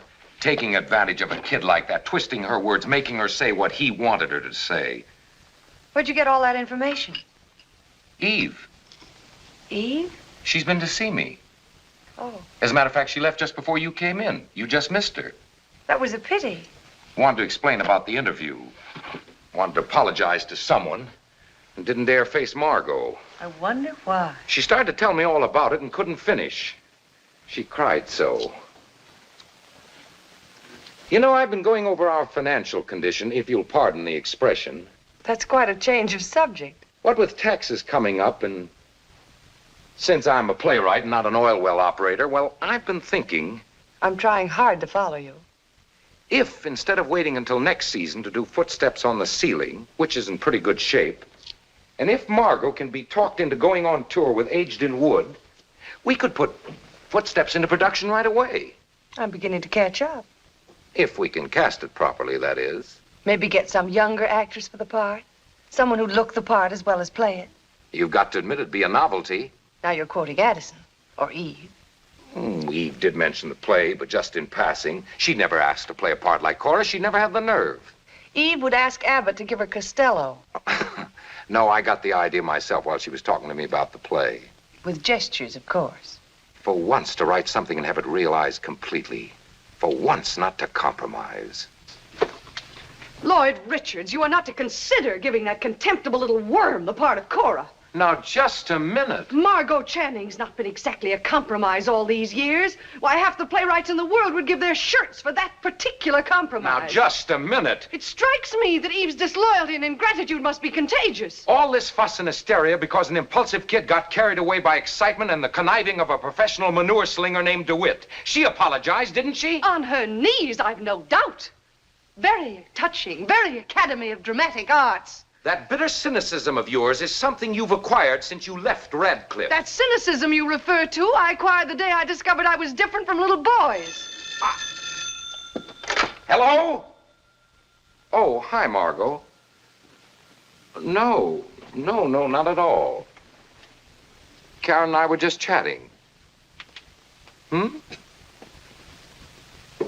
Why, yes, I'm sure we can, and I'm sure we'd love to.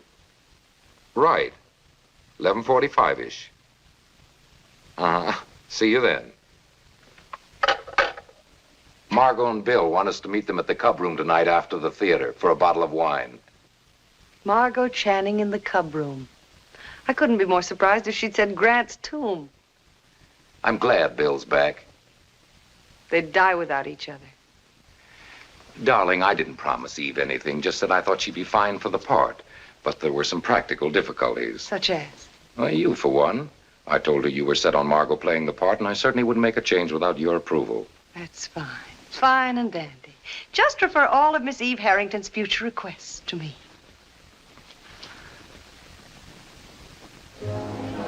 The so-called art of acting is not one for which I have a particularly high regard. Yeah. But you may quote me as follows, quote, "Tonight, Miss Margot Channing gave a performance in your cockamamie play, the like of which I have never seen before and expect rarely to see again," unquote. He does not exaggerate. I was good. You were great. It's been quite a night. I understand that your understudy, Miss Harrington, has given her notice. Too bad. I'm broken up about it. For some reason, you just can't pick up champagne and drink it. Somebody's got to be very witty about a toast. I shall propose the toast, without wit, with all my heart. To Margot, to my bride-to-be. Glory, hallelujah. Well, of all Drink. you... When are you going to do it? Tomorrow we meet at City Hall at 10. And you're going to be on time. Yes, sir. City Hall, that's for prize fighters and reporters. I see a cathedral, a bishop, banks of flowers. It's only for the license. There's a 3-day wait for blood tests and things like that. I'll marry you if it turns out you have no blood at all. What are you going to wear? Something simple, a fur coat over a nightgown. The point is this.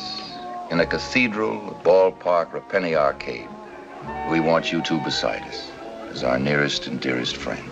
Which we are, which we'll always be. There are very few moments in life as good as this. Let's remember it. To each of us and all of us, never have we been more close. May we never be farther apart. Mrs. Richards? Yes. For you. Oh, thank you. Very indiscreet. Note in the open like that. Next time, tell your lover to blow smoke rings or tap a glass. Lloyd, I want you to be big about this. The world is full of love tonight. No woman is safe. Well, this beats all world's records for running, jumping, or standing gall. Please forgive me for butting into what seems such a happy occasion, but it's most important that I speak with you. Please, and that's underlined, meet me in the ladies' room. Eve. I understand she's now the understudy in there. Hand me that empty bottle. I may find her. Well, look. There's Rasputin.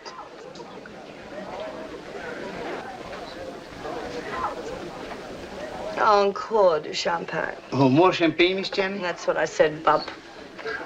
After all, maybe she just wants to apologize. I have no possible interest in anything she'd have to say. But what could she say? That's what fascinates me. Go on, find out. Karen, during all the years of our long friendship, I have never let you go to the ladies' room alone. Now I must. I am busting to find out what's going on in that feverish little brain waiting in there. Well, all right.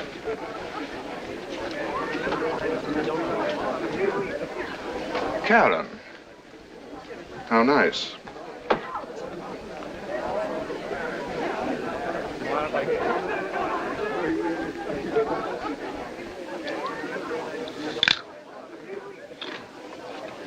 Very effective, but why take it out on me?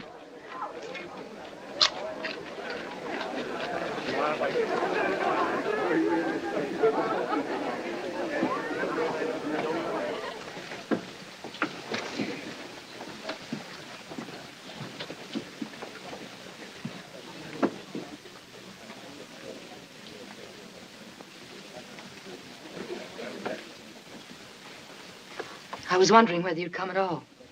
Don't get up. Don't act as if I were the Queen Mother. I don't expect you to be pleasant. I don't intend to be. Can't we sit down just for a minute? I've got a lot to say, and none of it's easy. There can't be very much. But there is. Easy or not, I won't believe a word of it. Why should you? Please sit down.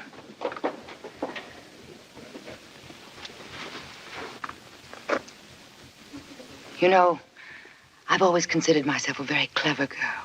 Smart. Good head on my shoulders, that sort of thing. Never the wrong word at the wrong time. But then I'd never met Addison DeWitt. I remember I had a tooth pulled once. They gave me some anesthetic. I don't remember the name. It affected me strangely. I found myself saying things I wasn't even thinking. As if my mind was someplace outside of my body and couldn't control what I did or said. And you felt just like that talking to Addison? In a way. You find yourself trying to say what you mean. But somehow the words change. They become his words. And suddenly you're not saying what you mean, but what he means. Do you expect me to believe that you didn't say any of those things? That they were all Addison? I don't expect you to believe anything. Except that the responsibility is mine. And the disgrace. Let's not get overdramatic. You really have a low opinion of me, haven't you? I'll give you some pleasant news. I've been told off in no uncertain terms all over town. Miss Channing should be happy to hear that. To know how loyal her friends are. How much more loyal than she had a right to expect me to be. Eve, don't cry. I'm not crying. Tell me, how did your luncheon turn out with the man from Hollywood? Some vague promises of a test, that's all. If a particular part should come along, one of those things. But the raves about your performance. An understudy's performance. Oh, well, I think you're painting the picture a little blacker than it is, really. If nothing else, and don't underestimate him, you have a powerful friend in Addison. He's not my friend. You were my friends. He can help you. I wish I'd never met him. I'd like him to be dead. I want my friends back. Eve. I don't think you meant to cause unhappiness, but you did. More to yourself, perhaps, as it turned out, than to anyone else. I'll never get over it. Oh, yes, you will. You theater people always do. Nothing is forever in the theater. Whatever it is, it's here. It flares up, burns hot, and it's gone. I wish I could believe that. Give yourself time. Don't worry too much about what people think. You're very young and very talented. And believe it or not, if there's anything I can do. There is something. I think I know. Something most important you can do. You want to play Cora. You want me to tell Lloyd I think you should play it. If you told him so, he'd give me the part. He said he would. After all you've said, don't you know that part was written for Margot? It might have been 15 years ago. It's my part now. You talk just as Addison said you did. Cora is my part. You've got to tell Lloyd it's for me. I don't think anything in the world would make me say that. Addison wants me to play it. Over my dead body. That won't be necessary. Addison knows how Margot happened to miss that performance. How I happened to know she'd miss it in time to call him and notify every paper in town. It's quite a story. Addison could make quite a thing of it. Imagine how snide and vicious he could get and still tell nothing but the truth. I had a time persuading him. You better sit down. You look a bit wobbly.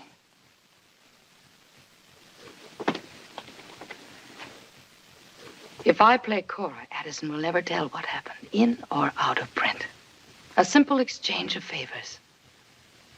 I'm so happy I can do something for you at long last. Your friendship with Margot. Your deep, close friendship. What would happen to it, do you think, if she knew the cheap trick you'd played on her for my benefit? You and Lloyd. How long, even in the theater, before people forgot what happened and trusted you again? No. It'd be so much easier for everyone concerned if I were to play Cora. So much better theater, too. A part in a play. You do all that just for a part in a play. I'd do much more for a part that good.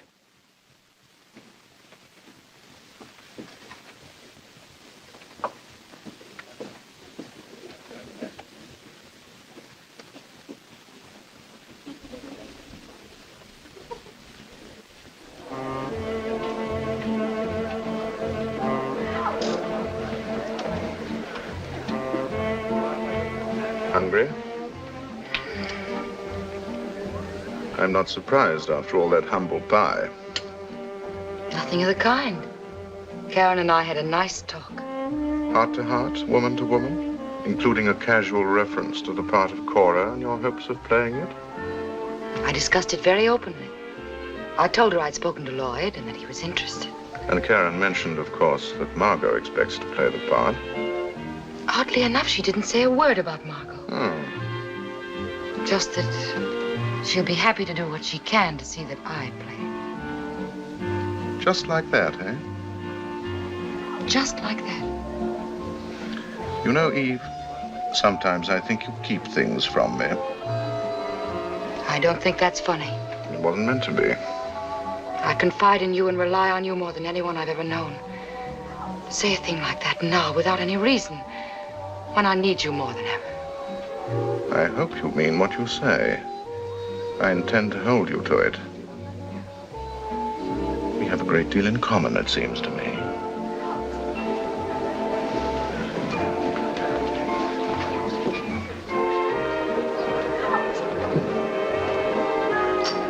Well, what happened? Nothing much. She apologized. With tears. With tears, but not right away. First the business of fighting them back, chin up, stout fella. Check. Very classy stuff, lots of technique. You mean all this time she's done nothing but apologize? What did you say? Not much. Groom, may I have a wedding present? What would you like, Texas? I want everybody to shut up about Eve. Just shut up about Eve. That's all I want. Give Karen more wine. Never have I been so happy. Isn't it a lovely room? The Cub Room. What a lovely, clever name. Where the elite meet. Never have I seen so much elite, all with their eyes on me, waiting for me to crack that little gnome on the noggin with a bottle. But not tonight. I'm forgiving tonight. Even Eve, I forgive Eve. There they go. There goes Eve. Eve Evil, little Miss Evil. But the evil that men do, how does that go, Groom? Something about the good they leave behind. I played it once in Rep in Wilkes-Barre. You've got it backwards even for Wilkes-Barre. You know why I forgive Eve. She left good behind. The four of us here together. It's Eve's fault I forgive her. And Bill, especially Bill, she did that too. You know, she probably means well after all. She is a louse. Never try to outguess Margot. Groom, Yes, dear. you know what I'm going to be?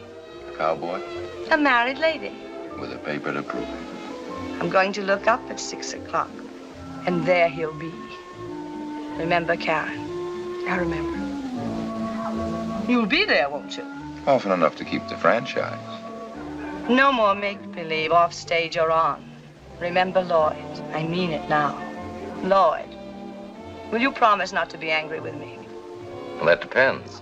No, I mean really deeply angry. I don't think I could be. Well, I don't want to play Cora. What? Now, wait a minute. You're always so touchy about his plays. It isn't the part. It's a great part and a fine play. But not for me anymore. Not for a four-square, upright, downright, forthright married lady. What's your being married got to do with it? It means I've finally got a life to live. I don't have to play parts I'm too old for. Just because I've got nothing to do with my nights. Oh, Lloyd, I know you've made plans. I'll make it up to you, believe me. I'll tour a year with this one, anything. Only you do understand, don't you?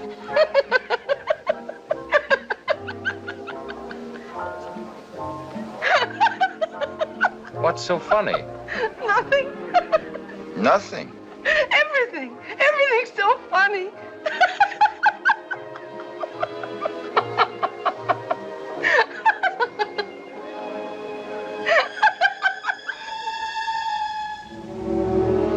Lloyd never got around, somehow, to asking whether it was all right with me for Eve to play Cora. Bill, oddly enough, refused to direct the play at first, with Eve in it. Lloyd and Max finally won him over. Margot never came to rehearsal. Too much to do around the house, she said. I'd never known Bill and Lloyd to fight as bitterly and often, and always over some business for Eve, or a move, or the way she read a speech. But then I'd never known Lloyd to meddle as much with Bill's directing, as far as it affected Eve, that is. Somehow Eve kept them going. Bill stuck it out. Lloyd seemed happy. And I thought it might be best if I skipped rehearsals from then on. It seemed to me I had known always that it would happen, and here it was. I felt helpless. That helplessness you feel when you have no talent to offer, outside of loving your husband. How could I compete? Everything Lloyd loved about me, he'd gotten used to long ago.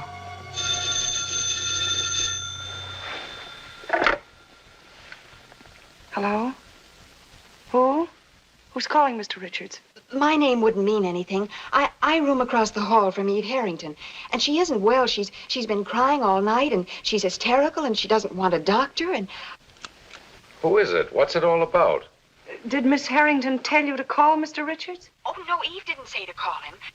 But I remember that I saw Mr. Richards with her a couple of times, and, well, I thought they being such good friends, and... Hello, this is Lloyd Richards. Where is Eve? Let me talk to her. Hello, Mr. Richards. She's upstairs in her room. I really hate to bother you this way, but the way Eve's been feeling, I've just been worried sick, what with her leaving tomorrow for New Haven and all. Tell her not to worry. Tell her I'll be right over.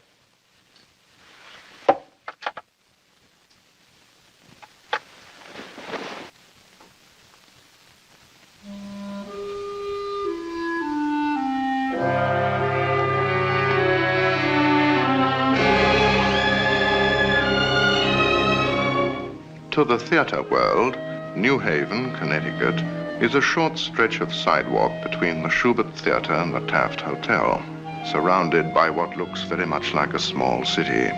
It is here that managers have what are called out-of-town openings, which are openings for New Yorkers who want to go out of town.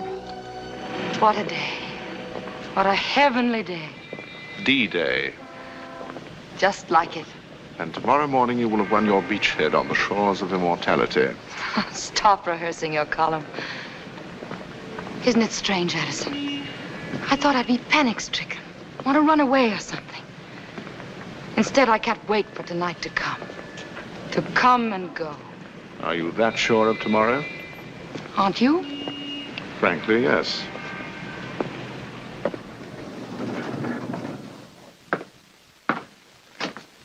It'll be a night to remember. It'll bring me everything I've ever wanted. The end of an old road, the beginning of a new one. All paved with diamonds and gold? You know me better than that. Paved with what, then? Stars. What time? Almost 4. Plenty of time for a nice long nap. You rehearsed most of last night. You could sleep now, couldn't you? Why not? The mark of a true killer. Sleep tight, rest easy, and come out fighting. Why did you call me a killer? Or did I say killer? I meant champion. I get my boxing terms mixed. Addison, come in for a minute, will you? I've got something to tell you.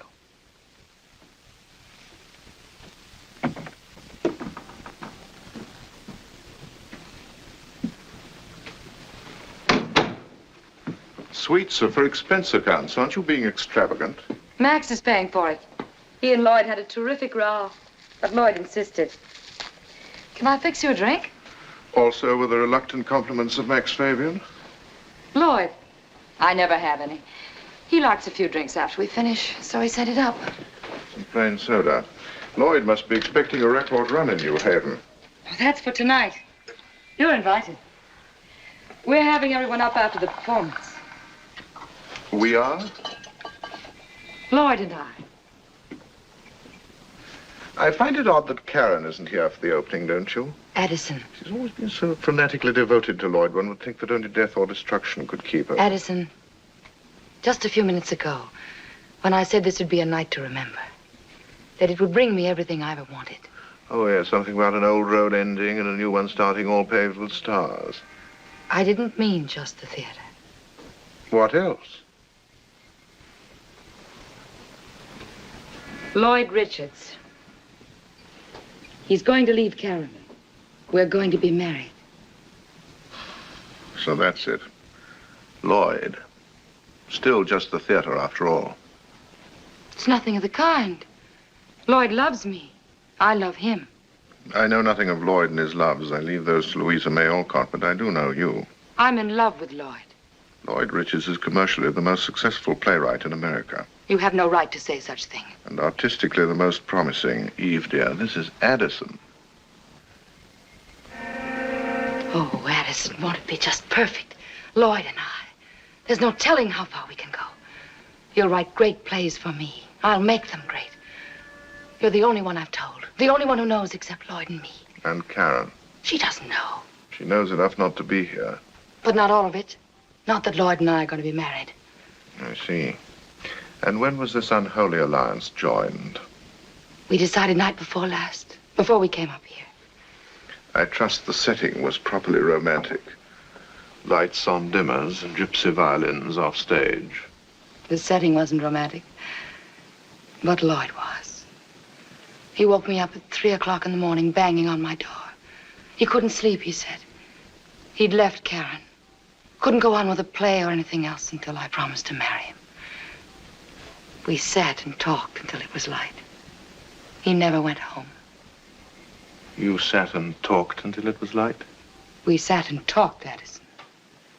I want to run at the play contract. There never was, and there never will be another like you. Well, say something. Anything. Congratulations. Skål. Good work, Eve.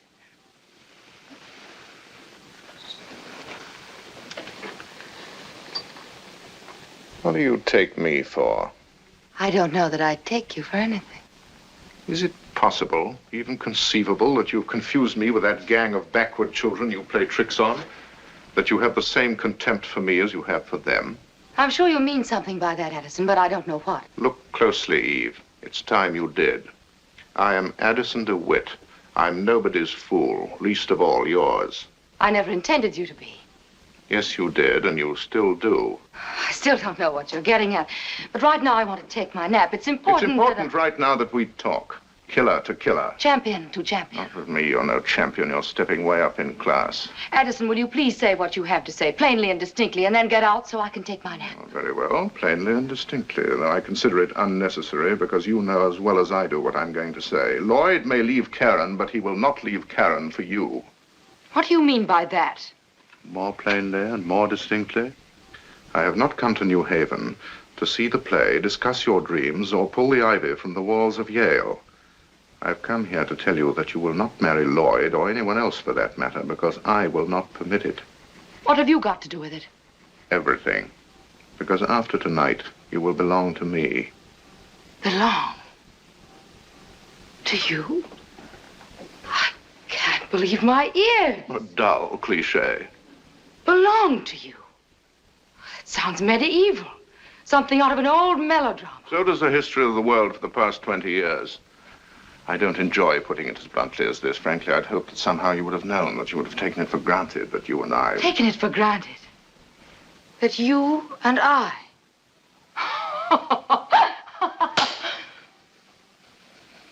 Now remember, as long as you live, never to laugh at me, at anything or anyone else, but never at me. Get out. You're too short for that gesture. Besides, it went out with Mrs. Fisk. Then if you won't get out, I'll have you thrown out. Don't pick up that phone. Don't even touch it. Something told you to do what I said, didn't it? That instinct is worth millions. You can't buy it, Eve. Cherish it. When that alarm goes off, go to your battle stations. To begin with, your name is not Eve Harrington. It's Gertrude Slozinski. What of it? It's true your parents were poor, and they still are. They would like to know how you are and where. They haven't heard from you for 3 years. What of it? A matter of opinion, granted. It's also true that you worked in a brewery. But life in the brewery was apparently not as dull as you pictured it. In fact, it got less and less dull until your boss's wife had your boss followed by detectives. She never proved anything, not a thing. But the $500 you got to get out of town brought you straight to New York, didn't it?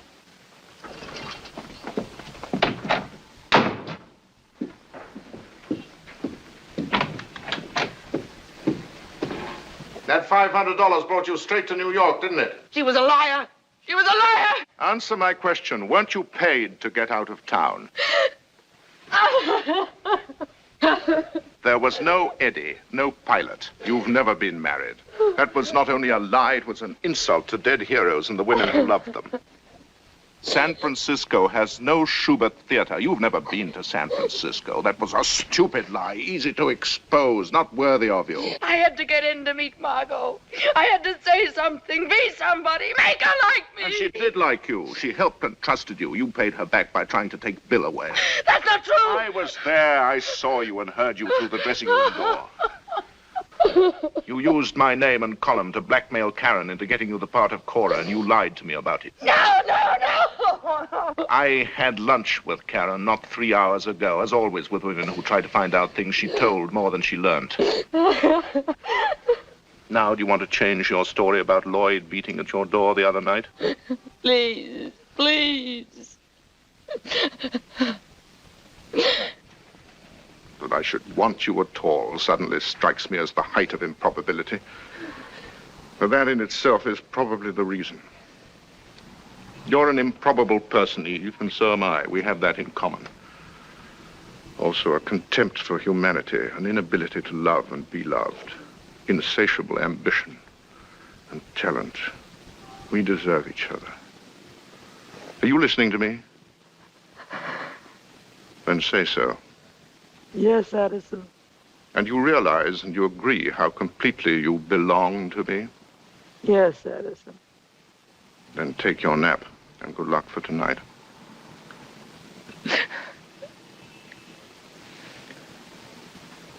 I won't play tonight. I couldn't. Not possibly. I couldn't go on. Couldn't go on? You'll give the performance of your life.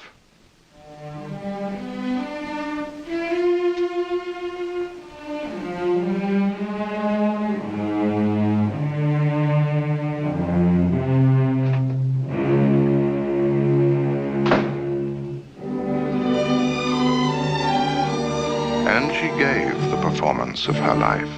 And it was a night to remember, that night.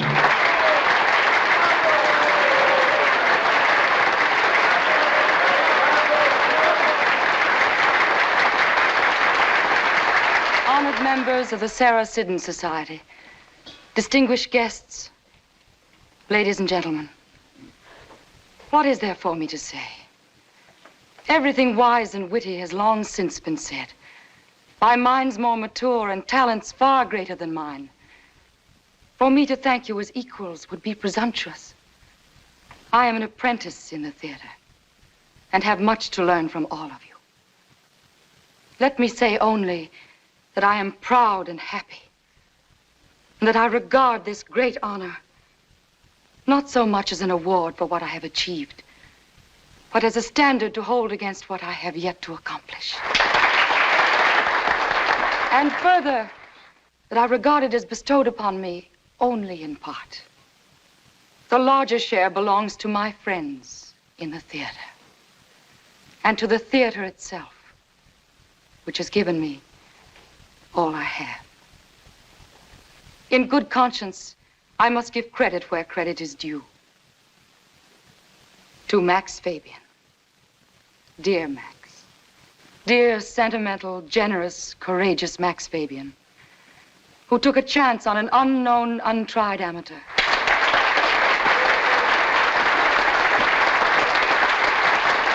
To my first friend in the theater, whose kindness and graciousness I shall never forget. Karen, Mrs. Lloyd Richards.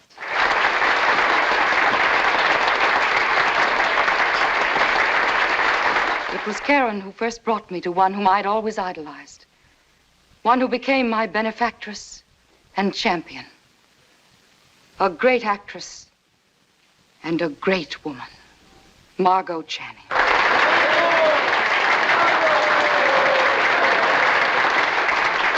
To my director, who demanded always a little more than my talent could provide, but who taught me patiently and well, Bill Sampson.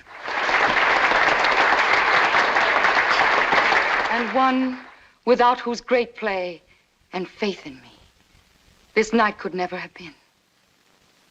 How can I repay Lloyd Richards?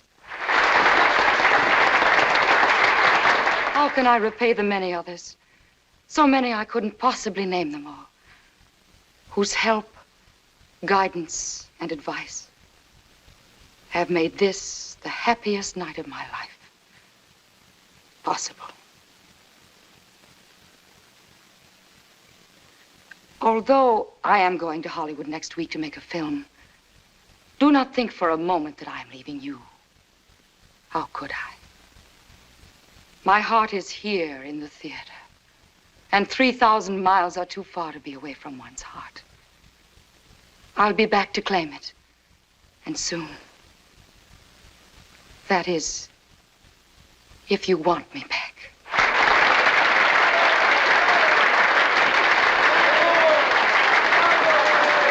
Good night to all, a good night.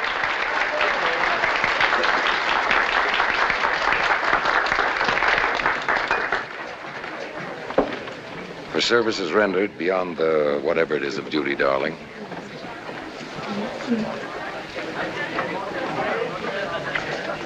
Come on, I'm the host. I got to get home before my guests start stealing the liquor. Congratulations, Eve. Thank you, Karen. Congratulations, Miss Harrington. Oh, thank you so much. Nice speech, Eve. But I wouldn't worry too much about your heart.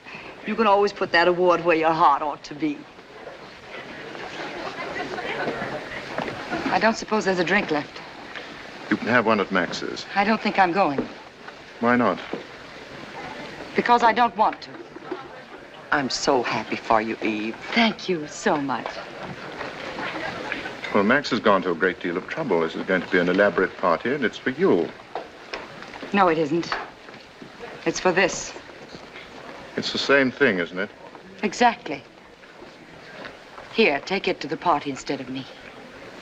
You're being very childish. I'm tired. I want to go home. Very well. I'll drop you off. I shall go to the party alone. I have no intention of missing it.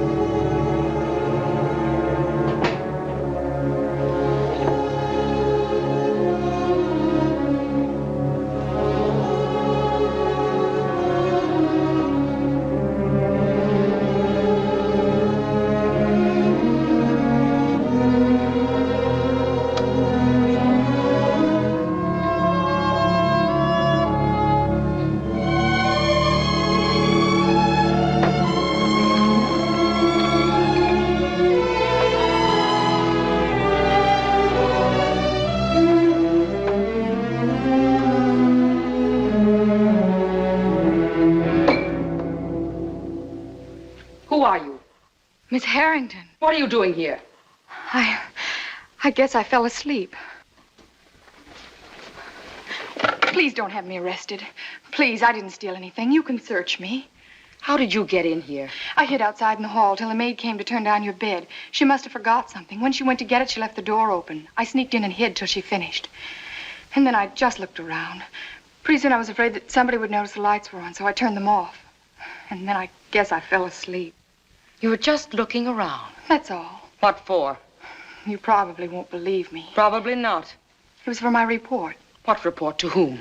About how you live, what kind of clothes you wear, what kind of perfume and books, things like that. You know the Eve Harrington clubs that they have in most of the girls' high schools. I've heard of them. Ours was one of the first, Erasmus Hall. I'm the president. Erasmus Hall. That's in Brooklyn, isn't it? Well, lots of actresses come from Brooklyn. Barbara Stanwyck and Susan Hayward. Of course, they're just movie stars. You're going to Hollywood, aren't you? Mm-hmm. From the trunks you're packing, you must be going to stay a long time. I might.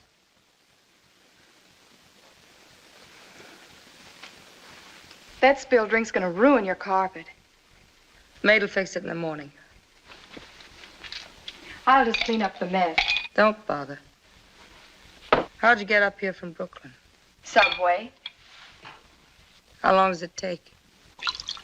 Oh, with changing and everything, a little over an hour. It's after 1 now. You won't get home till all hours. I don't care if I never get home. That's the door. You rest. I'll get it.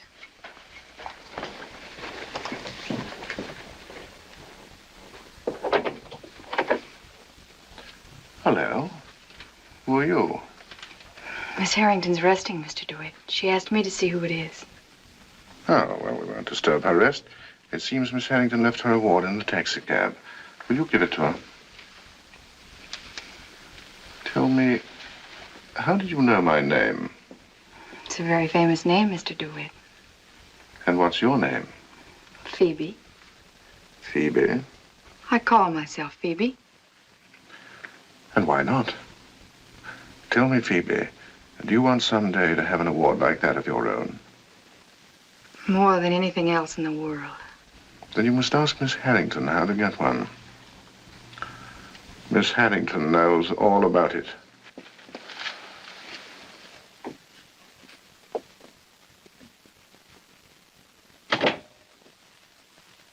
Who was it? Just a taxi driver, Miss Harrington. You left your award in his cabin. He brought it back. Oh. Put it on one of the trunks, will you? I want to pack it. Sure, Miss Harrington.